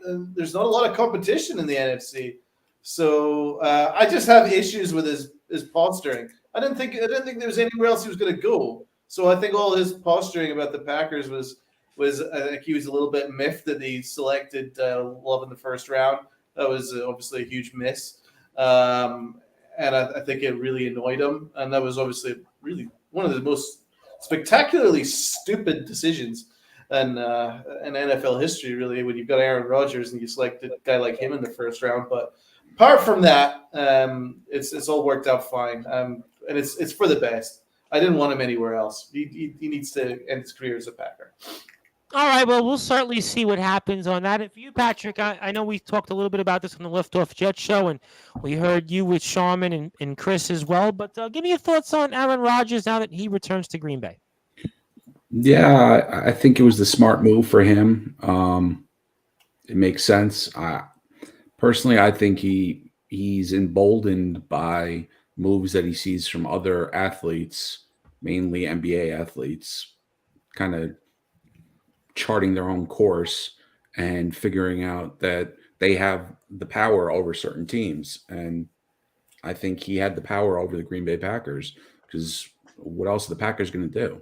They're not going with Jordan Love, even though they drafted him. So I think it's good that he hopefully finishes his career with Green Bay, and we'll see if he can progress in the playoffs. That's what I think that's the big key. I've been on the record of this. I mean, listen, his record in these big spots, I mean, it's awful. Not good. It's not good. Yeah, I mean, listen, I mean, it's not going to taint his legacy because he's won a Super Bowl, but I mean, they've been in countless playoff situations where they were clearly the best team in the NFC, and what do they have to show for it? Just that one Super Bowl. Yeah, I mean, he's listed as one of the, he's in the conversation as one of the greats of all time. But he has the. I'm not putting him number one. I'll tell you that much. I'm definitely not putting him number one because only that one win. No. I think this is the end of his career will be determined for how he plays in the playoffs these next 2 or 3 years, or if he stays the whole 4 years. But I think he's going to opt out and probably do this whole thing again. Yeah, that's what I think. I completely agree with you 100%. I mean, we'll Not see. enough credit. Not enough credit was given to Eli Manning for his playoff career. He was absolutely automatic in the playoffs. So, I think it's important to say that when you got these legendary quarterbacks that are struggling to The win 2 times he went one in. title, Yeah. and Eli Manning just absolutely was just a different level in the playoffs. So. Yep. No, I listen. He's got the Killing 2 it. Super Bowl wins. I still don't. I'm not putting Eli Manning though in the discussion as an all-time great, but I agree with you. He's got 2 great postseasons. There's no question. He'll go to the Hall of Fame. Yeah, he'll go in, but I'm not. ballot, but He's he'll get not even anywhere near my all-time great discussion. No, not close. No That's way. that's not my argument. I'm just saying that if you're looking at great quarterbacks and they're struggling to win one, then Eli Manning is just legit face down Aaron Rodgers, beat him in Lambeau. You got to give him credit for that. Oh, absolutely. And the GOAT, Tom Brady, twice. So So listen, you don't do Eli that by Manning to me. accident. I mean, definitely had 2 great runs, and certainly again had some great moments for sure. And he says, John Gonzalez here, what was Green Bay doing to do that they realized that Love was a hot mess? I mean, Yep. I don't know, Justin, you want to jump in and get a thought or two on Aaron Rodgers? I hate to be the one to say I told you so, but I told you so. I never once believed he was leaving Green Bay, and he's where he should be. He's with the Packers, and there's going to continuously be Super Bowl expectations. Problem is, he'll run into the 49ers next year, and the 49ers are going to go win the Super Bowl. Wow, okay. That's a hot That's just take. what's gonna happen. With Trey You got Lance it back or from with California. Tom Brady? Tom Brady's going to win his 8th Super Bowl next year. There you go. I'm booking it right now. 10:47 p.m. Eastern time on March 11th, 2022. You think the GOAT's coming Tom back? Brady to will the be same- the This league tape. starting quarterback for the San Francisco 49ers. I'll save the tape. Don't worry. We'll Mike, save He the is tape. wiggling. Save the tape. He's wiggling his way. He did. Bro, I Listen, hope so. I hope so. Listen, he did not want to retire. His No, family wanted him to retire. Can I ask, Justin, being in California, do you know something that we don't know here in New York and elsewhere? Listen, San Francisco's 7.5 hours away from LA, so no. Okay. You should have said, yeah, I was there and it was all great. You should have just lied and BS'd and we all would have believed you. So, I mean, that He is right, though. Tom Brady's changed his tone significantly as the days and the weeks have gone on since his initial retirement. No, I listen. He's always leaving the door I kind think of Giselle, slightly I think open. Giselle forced him to retire, but I also think he also looked at what's going on with the Tampa Bay Buccaneers and realized they can't run it back next year. Agreed. They're not going to be more than an 8-win team next year. Yeah, I think I agree with you. You don't get a feel with them.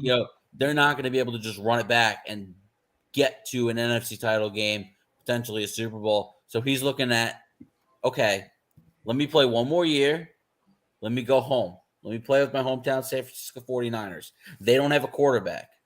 They wasted the number 3 overall pick on somebody who's never going to be any good. How are we? Wait, hold on. There you It's go. not that crazy, Wait, Joe. someone We to have to say come out with something. hot takes, but how are we throwing away a quarterback as garbage when he's played? How many snaps has Trey Lance taken? Maybe 100, if that. I Right, mean, he played a couple If that. but if he wants to go to the 49ers, what are you gonna do? You're gonna push Lance to back up for another season. Aaron Rodgers was a backup for a while. He was, but we're also in a different era of pay scale for first rounders, and the way you have to pay them after a certain amount of time. There's not going to be just not going to be enough time to evaluate Trey Lance. And I'm sorry, the last guy that came out of North Dakota State, how's he working out? He's not exactly working out great either. He's one of the guys who just got traded. I don't know By if the way, it's was probably the the stupidest college. trade I've ever seen. Comparison, but that's a bad comparison. All right. I mean, obviously, Different we'll quarterback. certainly see in our, I guess, Sportswire's Adam Schefter here, John Gonzalez. I'm going to continue to go with it. John, I know John Gonzalez messaged me on Facebook, and he said, can you come up with a nickname for me? Because obviously, everybody knows that in wrestling, we came up with all these different nicknames for some of our supporters. And I guess for John, he's going to be Sportswire Radio's Adam Schefter. So John Gonzalez said the hottest rumor is Brady to the Niners. Yeah, I guess. I mean, but for you, Chris, I mean, Aaron, let's go with Aaron Rodgers. I mean, your thoughts on that. And then I guess a thought on, is Tom Brady really coming back to the 49ers? Because I do kind of find this very as bizarre as almost like a Woody Allen story, to say the least. Well, the Rodgers thing, I thought he was going to be gone. I was saying that from last offseason. It looked like it was trending that he was going to get traded. Yeah, you mentioned that for quite a bit. It was as long as you were with us. Yeah. So you know what? I was wrong about that. He stayed, but I remember originally when they came out, they said he signed a 4-year contract, and then he said no, I didn't sign that contract. And we're talking about opt-outs. I could see the opt-outs coming because they have not tried to trade Jordan Love yet. Not that I'm saying teams are going to be knocking on the door for him, but we haven't heard anything about him being traded yet. So just like Aaron Rodgers sat for 3 years, they might be doing the same thing with Jordan Love.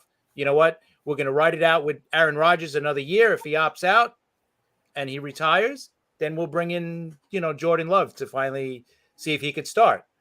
I'm not saying he's going to do well, but maybe they believe that. So, but here's the biggest question and problem with that, though, Chris. Mm-hmm. You have to, before he steps. Let's say this is Aaron Rodgers' last season with the Packers, and Jordan Love sits behind Aaron Rodgers. Before Jordan Love takes a snap in 2023, you have to decide whether you're picking up his 5th-year option. Right. And the pay goes up significantly to where he's making more than $10 million, and you're going to commit that to a guy you've hardly seen. That's what I'm saying is the most difficult. That's a tough one. Yeah, that's a tough one. No, it is. Especially taking a quarterback in the first round these days. That's the most difficult part of it. But they're kind of stuck because what else are they going to do? If Rodgers leaves. If Rodgers doesn't leave, then they're obviously not going to pick up that option. Well, let me ask everybody this question before I get to Russell Wilson, because I do want to talk Russell Wilson and a number of different things here. And anybody can jump in here. Is Aaron Rodgers a year-to-year situation with Green Bay, or is this a multi-year situation? Anybody have a different I think it's a 1 year at a time thing. I think if it's up to Aaron Rodgers, it would be. Yeah. I definitely see that. And that's why nothing came out about the contract. Well, originally it came out and then he said, no, I didn't sign anything. That makes me believe that there's going to be opt-outs after probably each year. So this way, after next year, if he goes through this, that he went through this past season, maybe I'm going to retire, maybe this, maybe that, listen, if he goes out and wins a Super Bowl, he's probably going to be done, right? Because that'll be his second one. He'll be done.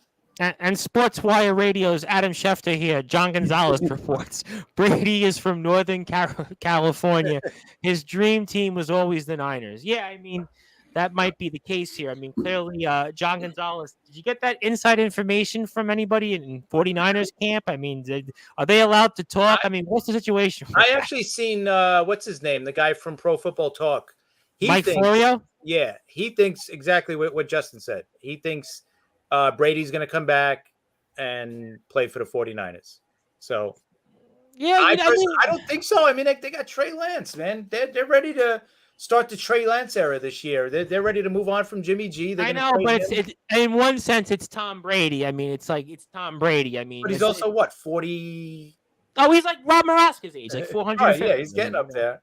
He's, Bobby Tats and Rob Moroska and Tom Brady are all going to be in the same old folks' home. Let's be real on that. I mean, but, obviously, though, Tom Brady has Giselle and certainly Mr. Moroska and Mr. Tats probably don't, but that's a different topic for a different time. But certainly Russell Wilson was the other topic, and he's now a member of the Denver Broncos. So, Chris, I got to go with you first because you kind of partially got it right because the Denver Broncos were the team that had the room to get a quarterback. They had the moves. I mean, you said Aaron Rodgers, but Russell Wilson pretty close here. And give me your thoughts on how this all shaked out and now what we can expect with the Denver Broncos. Because a very, very interesting situation here. Russell Wilson and the Denver Broncos now. Yeah, I mean, the deal, I thought they got the better end of the deal too. I mean, they gave up a lot for him, but they're still getting one of the better starting quarterbacks in the league. And in this league, excuse me, good quarterback play is not exactly a lot out there. So to get a guy like Russell Wilson, you know what? Yeah, you're going to give up a lot, but you're going to have something that maybe 10 teams have in the league is a top quarterback. So and they have a really good offense. They have probably one of the best young wide receiver groups in the NFL. So they're pretty much set up. They got a great running back, great young running back, Javonte Williams. So I think that's a great. But the problem is they're in the toughest division. Oh, really tough division. Absolutely. Kansas City, Los I feel Angeles, bad for the Raiders. The Raiders are a team that went to the Super Bowl last year, and they're probably the fourth best team in that division right now.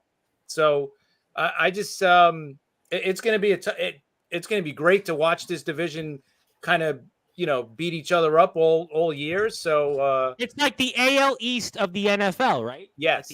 Like when the AL, exactly. So it's going to be interesting. But I thought Russell Wilson was going to be moving the last 2 years. It's something that just didn't seem right after he signed that big contract. And then what was the thing I heard on the Fan a couple weeks ago, and I'm sure Sportswire Radio's Adam Schefter probably knows about it, which is Mr. John Gonzalez, and that Russell Wilson, I think, defollowed the Seahawks, or there was something where he took off the Seahawks from his Twitter. There was somebody had mentioned that, a caller. That was Kyler Murray too. Kyler Murray did that to Arizona, and then they patched things up in their good. And then he put back. Now he wants $50 million a year, Kyler Murray, $40 million a year. Good luck with that. But listen, if it's you can be an interesting year. It's going to be a very interesting year, and the Brute Force, that would be almost like if you took off the SJC Llewellyn Golden Eagles men's basketball team from your social medias. I'm sure we would be the first ones to hear about that. If you first break news, yeah.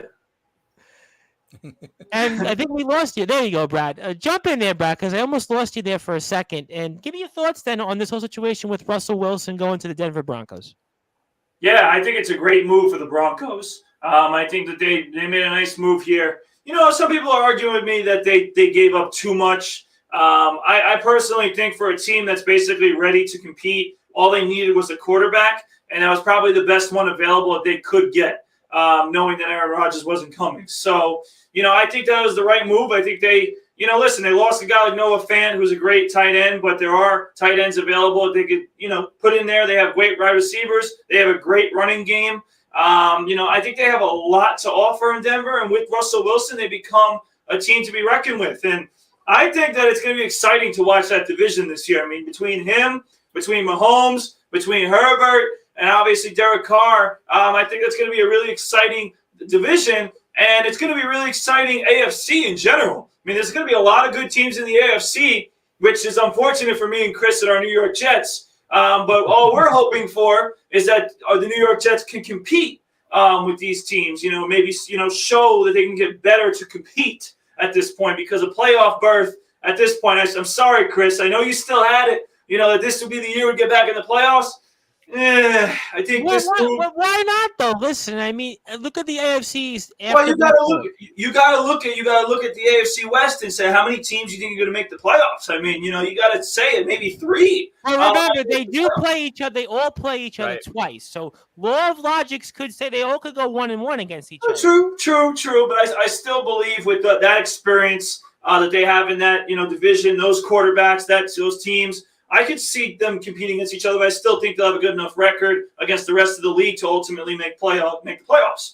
I obviously hope the Jets can make the playoffs, but I'm still debating what position they are in their own division. I think they're the third best team right now. So, we're going to see how that goes. But ultimately, the Broncos got so much better. They definitely look good. And my prediction was completely wrong. I said Russell Wilson should go to the Commanders. Instead, they got – and Tom Bryce, I hate to say this is going to be bad, but when they made the trade for Carson Wentz, they said Commander Carson is in the building. Well, we're going to get to that next. So you definitely stole my thunder. That actually, for a second, you know how I feel about this, Tom Bryce. That actually made me think about liking the Washington football team better than the Commanders. And you know how much I hate the Washington football team. Brad, I told you at the beginning in 2020 that something told me, I think I said this in one of the shows, it's probably on SoundCloud. Knowing you, Brad, you'll go back and listen to it, that you would eventually like that name. So you would, compared to the Commanders, you would like. I can't even believe I'm saying that right now. But ultimately,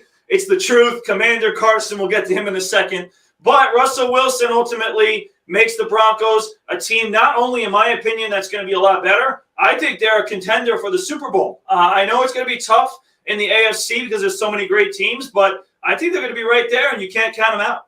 No, absolutely. Listen, the Broncos definitely are going to be right there. And John Gonzalez said the Broncos gave up a ton of better work. But listen, the old adage is if you hang on to draft picks, you never know. Russell Wilson, we know, has won a Super Bowl, could arguably have 2 Super Bowl wins, and he's been a very, very good quarterback for a long time. He is more than likely a Hall of Famer, and I think this is a good move for them. And Donald, for you, Russell Wilson to the Denver Broncos, give me your thoughts and anything else in your mind. Any trade where you get Russell Wilson, you win that trade. This as far as I'm concerned.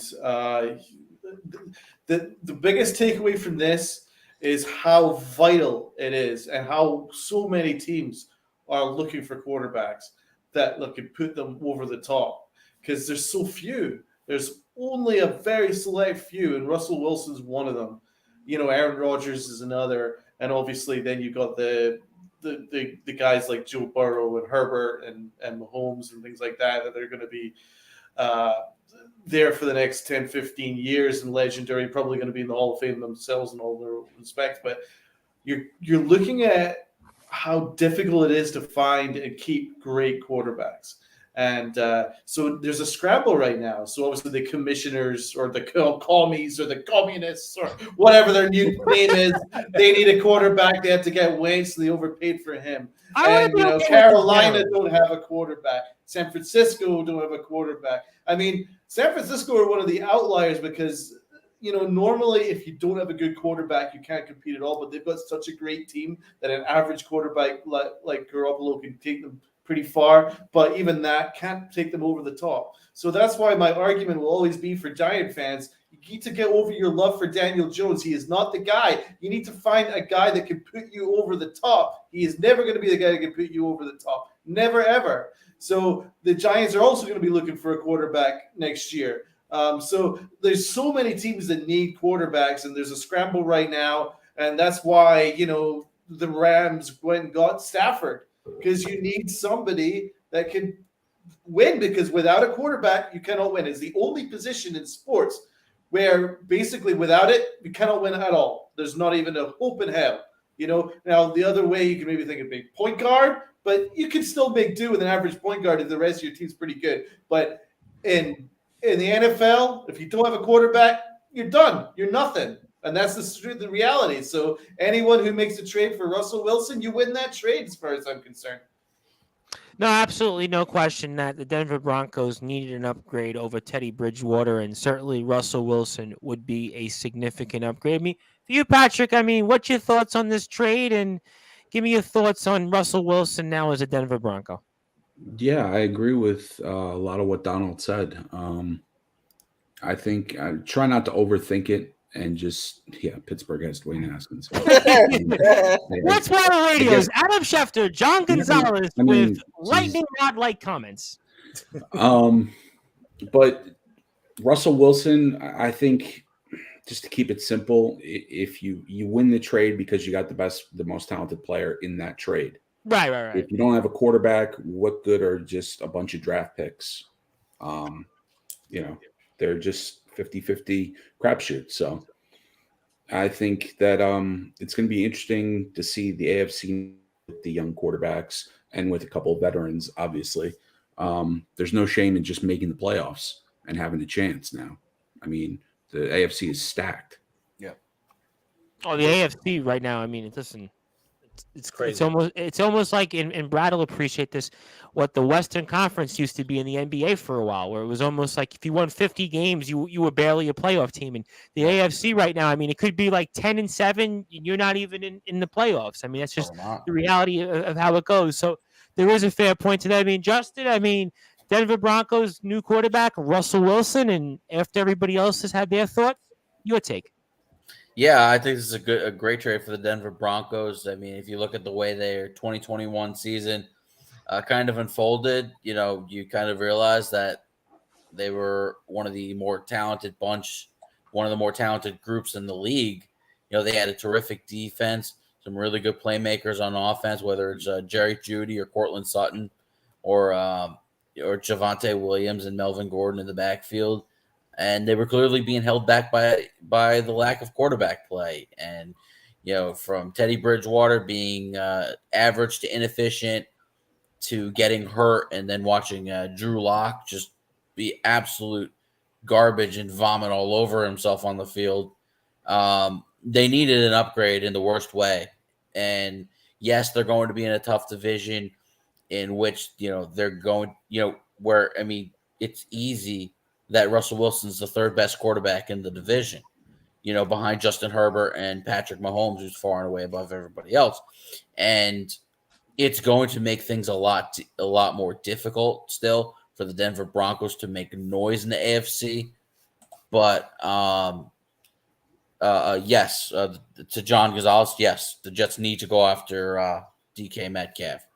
But to Denver, they're in between a rock and a hard place right now, because it's like they're doing what they can to get better, but the LA Chargers are forced to be reckoned with. I mean, they just traded for Khalil Mack, and now you have two top-tier pass rushers in Joey Bosa and Khalil Mack, with a secondary that was, okay for the most part, but a secondary gets better when you have great pass rushers. So, and then the Chiefs are the Chiefs. Yeah, I mean, they struggled to start the season, yet ended up in the AFC title game. So the Chiefs, again, can never be counted out. So they're in a tough division now with the seven playoff teams. It's easier for the Broncos to get in because obviously one will go in as a division winner, two of them likely as a wild card, and as good. But the one thing that benefits the Broncos, that as good and as talented as the Chargers are, they are the Chargers. They will fail at some point. They will find a way to mess it up. So, especially with that coach. No. Come on. Brandon Staley. I thought Brandon Staley had a good season. I think he made one dumb decision, and it maybe cost him the season. But I think Brandon Staley is a good young coach. I really do. I like Brandon a lot. But the Denver Broncos should be in good position to do damage this year. But it will be just about getting into the playoffs and then seeing if you can win in the playoffs. Well, we're going to certainly find out here, and we are on Sportswire Radio here, talking all things related here to the NFL and much, much more. We are also on TobaccoRoadSportsRadio.com and the Northeast Streaming Sports Channel. I am the host of the Sports Report and the station manager here of Sportswire Radio, the Reverend Tom Bryson. I am with Chris Pizzea, Justin Gianelli, Patrick Trotty, Donald Stewart, and the brute force Brad Weiss. If you like what you hear from us on Sportswire Radio, you can like us anytime on Facebook at Sportswire Radio. And if you want to hear great shows like The Talking Rivals, like The Liftoff Jets, like The Baseball Banter, like The Pinstripe Chronicles, like The Nerd Out Sports, you can go to sportnarium.com/player 24 hours a day, 7 days a week, 365 days a year. And we've got another 23 or so minutes here on this stream, but I've decided we're going to open up another one here on the video when we're done with this, and we'll send this one to Northeast Streaming Sports and Tobacco Road. We'll hang out for a little while and go on the video because people like us on the video, I found. People like us on the video more than they like listening to us on the radio because people like to visually see things. So we'll be up and running here in a little while with another stream to close out some things here, but we're going to talk a little more on the NFL and then maybe get some closing thoughts on the second stream and maybe talk about those red-hot New York Knicks. And if there's an update in the New York Knicks, I'd love to get one here. But we know what the final is. The game is over. Oh, they lost? Well, there you go. Well, listen, John Morant went off. Oh, boy. Well, listen, John Morant might be the MVP of the league, so that's good. And John Gonzalez says the video is better. Yeah, that's what I've come to know. People stop me all the time in the street. They say they watch us all the time. People like the radio, but there's more people that want to see it visually. That's why we'll get a Rob Marasta on the stream rather than a call and other people like that. But that's for topic of the time here. But speaking of the NFL, there's a few other things I want to get to. In the first one, when I think was it the brute force that stole the thunder here? That is Carson Wentz, of course, another lightning rod of a quarterback here, is now going to be a member of the Washington Commanders. And I don't know if I saw this one coming. I mean, certainly when it came to Wilson and Rodgers, those were moves that kind of made sense, I think, whether one stays pat, the other one goes elsewhere. But I'm going right for the jugular. I'm going right for the brute force Brad Weiss because I know somebody's going to want to hear this. I know that Kyle Supran especially is going to want to hear this because we know he works for our beloved Washington Commanders. So the brute force Brad Weiss, give me your hard-hitting analysis, your brute-like comments on now Carson Wentz, a member of our Washington Commanders, and could this potentially propel those Commanders to a commanding-like position back to the NFC playoffs? Hell no. And listen, and I just want to make it clear, Jake Supran is the guy working for the Washington Commanders. It doesn't make a difference at this point. Listen, Jake Supran, because I'm going to make a statement to you right now very clearly, all right? You and your organization that you work for, right, have gotten me somehow, some way thinking that you need to go back to the Washington football team because of this damn name that's actually horrendous. All right. I'm going to refer to him as Commander Carson, just like they did on their social media. Okay. Commander Carson, okay, is your new quarterback. Congratulations. But you know what, Jake Supran, all you Washington Commanders fans, haven't you seen this guy's futility when he was a member of the Philadelphia Eagles? Don't you know why the Colts were trying to get rid of him? And then you, the Commanders, where you have a perfectly fine quarterback, in my opinion, in Taylor Heineke, who has done nothing but, show that he's a decent quarterback that you could at least run. You trade for another decent quarterback who, listen, did he have a good spurt last season? Yes. Okay, I'll give him credit. But here's the problem with Carson Wentz, okay? It's just like my good friend Julius Randle, okay? He'll show up and he'll play well at the beginning of the season. He'll play decent in the middle of the season. When it comes to the end of the season and you need him and you want to make the playoffs, what does he do? He shits the bed, okay? He's awful, all right? And he's that bad, okay? He's not good. You saw him against the Jacksonville Jaguars, and when he did that last game, he was awful. Okay, so Carson Wentz is not the guy you can depend on, especially when you're in the NFC least. Okay, at least get somebody who's an upgrade. Carson Wentz is not an upgrade to Taylor Heineke. He's just not.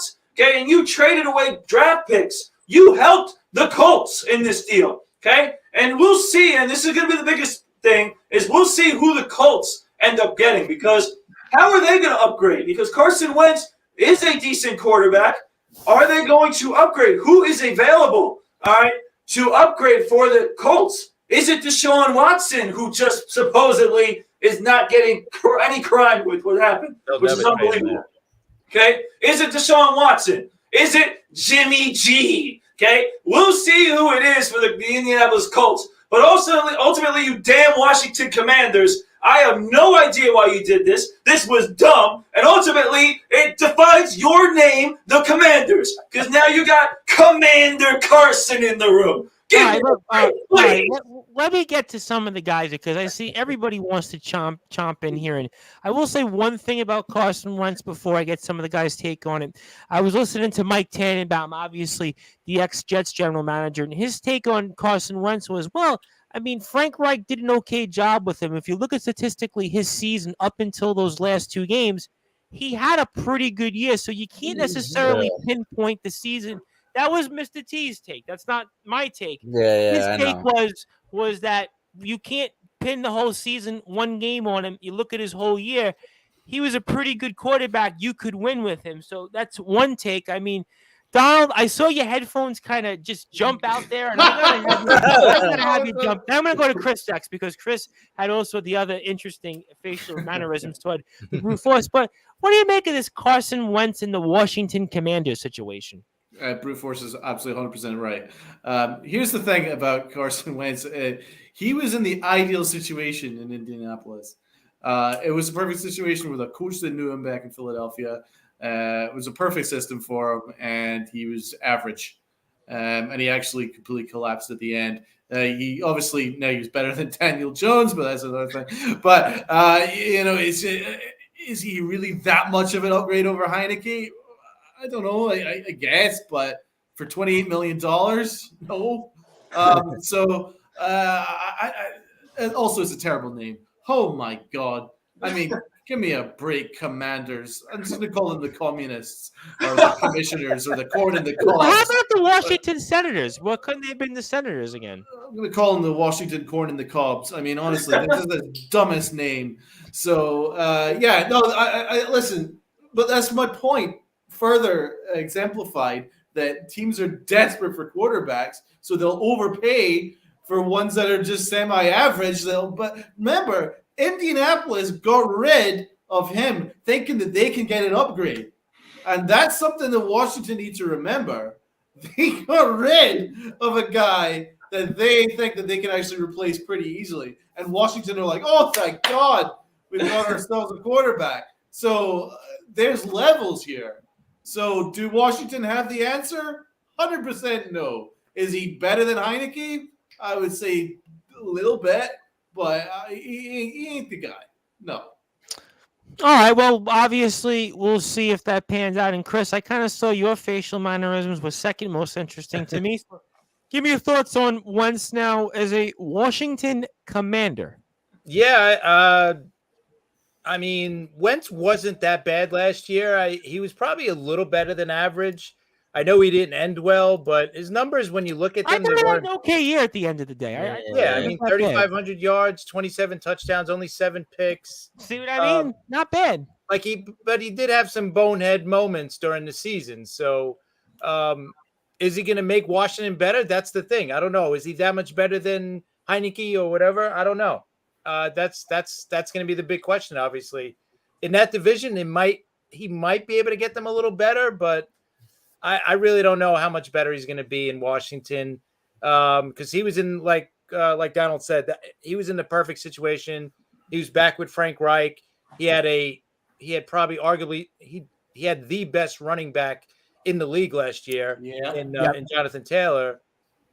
So, did he have the best receivers? No, but I thought he did okay last year, and that's what you got to expect. The big thing, he made it through the whole year. That was the first time I think he's made it through the whole year. So, to me, I just look at Wentz. I look back at 5 years ago. This guy was in the running for the MVP. I mean, front runner for the MVP. And now he's, now you hear that he's not a good teammate. He doesn't work well with coaches. He doesn't. Yeah, the COVID thing I think didn't have a great impression on people's minds either. The whole right. So but now the big thing is, where does the Colts go now, right? Because they got nothing on their roster for starting quarterback. So do they? There's your answer. I don't see them going. I don't see them getting Watson, because I doubt if the Texans are going to trade with the Colts. So I see that doesn't seem like an option. Maybe you did mention Garoppolo. The other guy I thought of is Trubisky. I know that's not the greatest option, but Trubisky, according to, I think it was Rich Eisen on Monday, he said after the combine, he did hear that Trubisky is going to get a big deal from somebody. Well, because like you just said, who's really out there for quarterbacks? Right. I mean, he's got to try. He's got to. We read off his stats. I want to say maybe a month ago, and he had a winning record in his career. I mean, Jimmy G's been to a Super Bowl and an NFC Championship game. I mean, they may not be Rodgers, they may not be Wilson, but you know what? They could be serviceable to somebody else. Maybe Daniel Jones. Maybe they'll trade for Daniel Jones. Hey, please, honestly, I'd drive him there. Stay yeah, for sure. Patrick, give me your thoughts. Carson Wentz is a member of the Washington Commanders. Yeah, he's an average quarterback at best. The problem is, well, there's many problems, but among them are the price. It's just too much. Why not just allocate that money to another position and go with Heineke?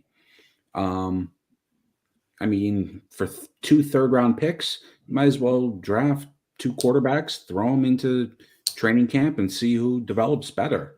I mean, because Carson Wentz is what he is. He's gonna, like Chris and like Donald and like the Brute Force have said, he's not gonna elevate the team. He's not gonna be the reason why they win.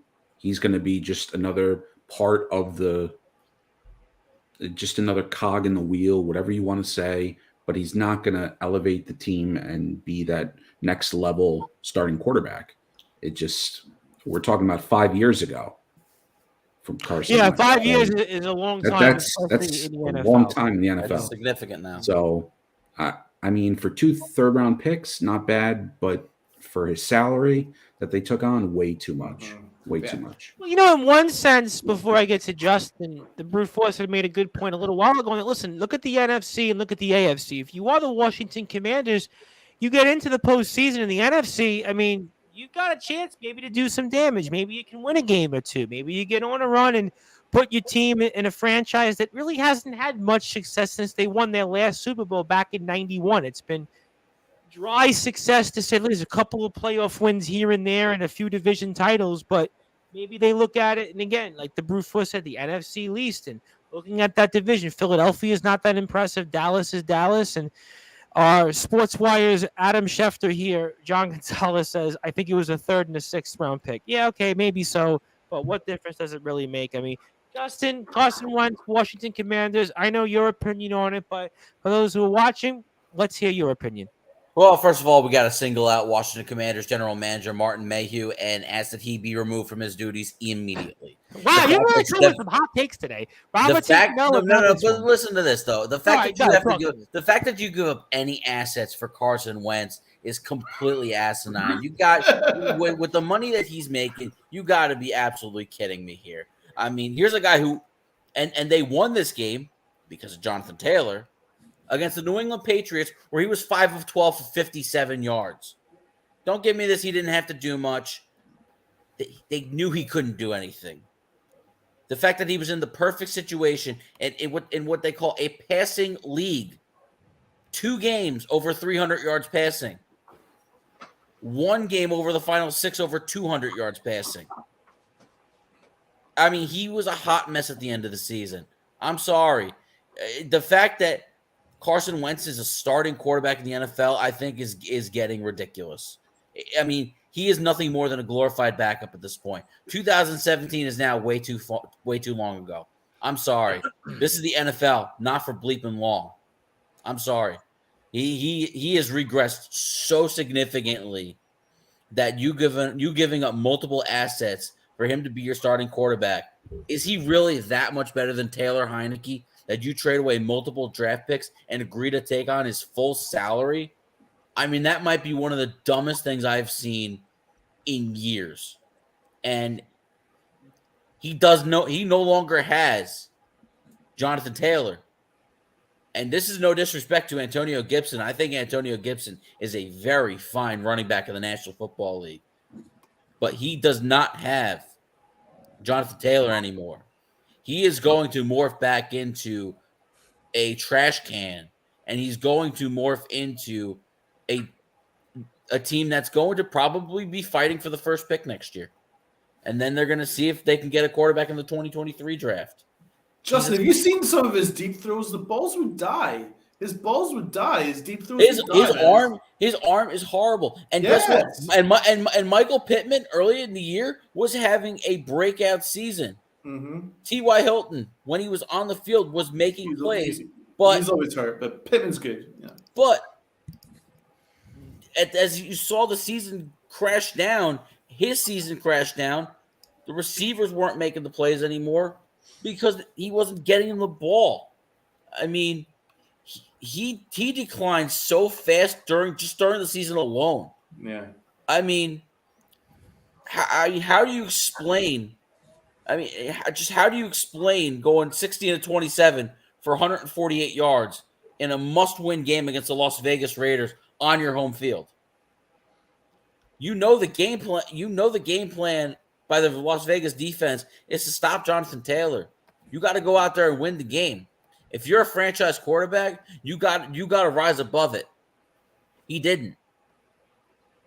So, no question. I mean, listen. I'm sorry. This is horrible, but this is also par for the course for the Washington Commanders. Oh, listen. I mean, those are some fair takes. I mean, listen. At the end of the day, those last 2 games of the season, it was all set up for the Colts to do some damage and get into the postseason, to say the least. Before that, everybody thought they were a dark horse team, and to not even make the playoffs, to lose at home against the Raiders and lose on the road against Jacksonville, which certainly speaks for itself here. But let's get some quick closing thoughts. I want everybody to plug their social media. We'll have another stream open up here right afterwards. I got about 6 minutes, so I want to get everybody's social media to plug in, and then we'll come back. We'll do another stream. We'll wrap up with some NFL comments. I want to get some thoughts on the news here about Joe Buck going to ESPN. I want to get Kirk Herbstreit, Amazon. I want to get an NBA thought or two.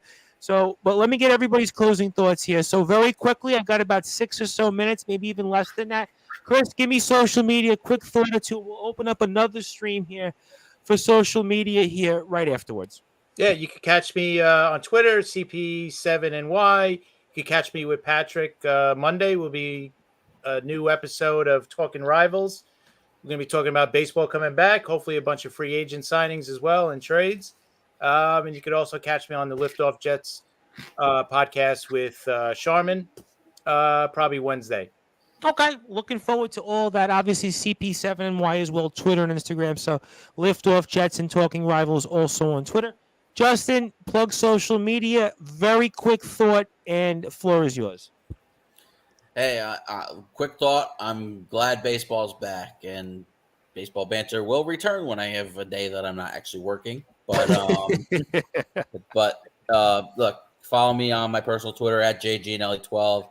The baseball banter page at bballbantersm, and I'm excited for April 7th, and I'm excited for April 15th because Jackie Robinson Day will be the Mets home opener this year.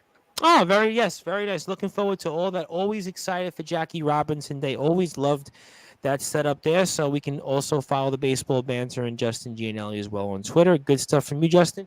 We'll come back on the stream here in a few minutes afterwards. Patrick, social media, anything you want to plug, anything else going on here? And John Gonzalez says, I want to hear the Brewforce Weekly comment on James. We're going to get to that here. Give us a few minutes. We got to open up the next stream. But Patrick, quick thought. Floor is yours. Social media plug. Yeah, you can find me at Patrick Trotty. You can find Chris and I at Talking Rivals. Just be interested to talk about baseball and finally on the field stuff and free agent moves and whatnot, and hopefully there'll be some moves this weekend and take it from there. I'm looking forward to all that. Of course, Talking Rivals again on Twitter at Talking Rivals Patrick Trotty, also on Twitter at Patrick Trotty. So a lot of new baseball news I'm sure we'll get Monday. Donald Stewart will have your Pinstripe Chronicles show upcoming here for us tomorrow. Anything you want to plug very quickly, and floor is yours along with social media. Yeah, so Pinstripe Chronicles will be quite excited for the start of the baseball off season and coming season. So we'll be getting out content as much as possible. Nerding Out Sports. We've got a podcast coming on Sunday, so watch out for that. So that's something to keep an eye on. You can get my handle at dstewart267 on Twitter. I also write basketball for At Last Word on sports.com. So I cover the NBA for that. So just keep an eye on that. It'd be really cool. Maybe we should all come together in a couple of days and discuss the MLB free agency. I'm pretty sure that over the weekend it's going to be, pretty hot, and I'm sure there'll be a lot of stuff. So maybe we can do a show together at some point soon and discuss the free agent moves in baseball. I'd be very interested to see where Correa goes. Cameron Maben, who's going to be involved in the Yes Network for the Yankees, tweeted that Correa would be an excellent addition, and he's got the right mentality to be a Yankee. So I don't know if he knows something that we don't, but seems pretty sure that Freeman's going to the Dodgers. So we'll see what happens there. But yeah, I'm all set on free agency, and the Knicks. I don't want to talk about them. We definitely we'll move on to that. I'm short on time. I've got to run a little bit there. So good stuff, Donald. Brad, very quick plug social media. We can certainly save some further thoughts on the next stream, and floor is yours. Yep. So my social media is at bweiss20 on Instagram, at Weiss on Twitter, searching Bradley Weiss on Facebook. Make sure you guys tune in. I'll definitely have a comment or two on the NBA, Knicks, Nets, as well as some more NFL talk. So can't wait to do that time on the next stream. Thank you, everybody who has been listening as well to our show, our first 2 hours here, and tune in a couple minutes to our next stream. We'll have some more fun and some more John Gonzalez comments as well. Absolutely looking forward to that. I want to thank everybody that's also watched. I also want to thank the John Jay College Bloodhounds men's basketball team for the gear and the shirt. I want to thank Ryan Highland, the head coach, for supplying us with some gear. I always want to thank those that support us. Also want to thank, again, DPH Property Management. Again, please, 347-228-2625. If you call them up and you sponsor with the code Sportswire, you get your first week free when it comes to your trash and maintenance services. So thank you, Anthony Finkel, for that. So if you are watching and listening to this, if you're on sportnarium.com, just hang on tight. We'll be right up here shortly. If you're on all of our other social media channels, we'll be right back up here shortly. And Aunt Laura's chimed in. Great show, but we're coming right back, Aunt Laura. So we're just going to close out this stream, and we'll be right back. So just hang on tight. We're going to close this one out. This is for TobaccoRoadSportsRadio.com and also the Northeast Streaming Sports Channel. You can catch us there at 8 p.m. on Northeast Streaming Sports Channel. TobaccoRoadSportsRadio.com, 12:30 p.m. Eastern Time. I am the host of the Sports Report, the station manager here of Sportswire Radio, the Reverend Tom Bryce, alongside me is Chris Bizzea, Justin Gianelli, Patrick Trotty, Donald Stewart, and the brute force Brad Weiss. Thank you, everybody, for listening and watching to this. We'll be back here shortly. And if you're on TobaccoRoadSportsRadio.com and Northeast Streaming Sports Channel, thank you for watching and listening. We'll be back with you next week.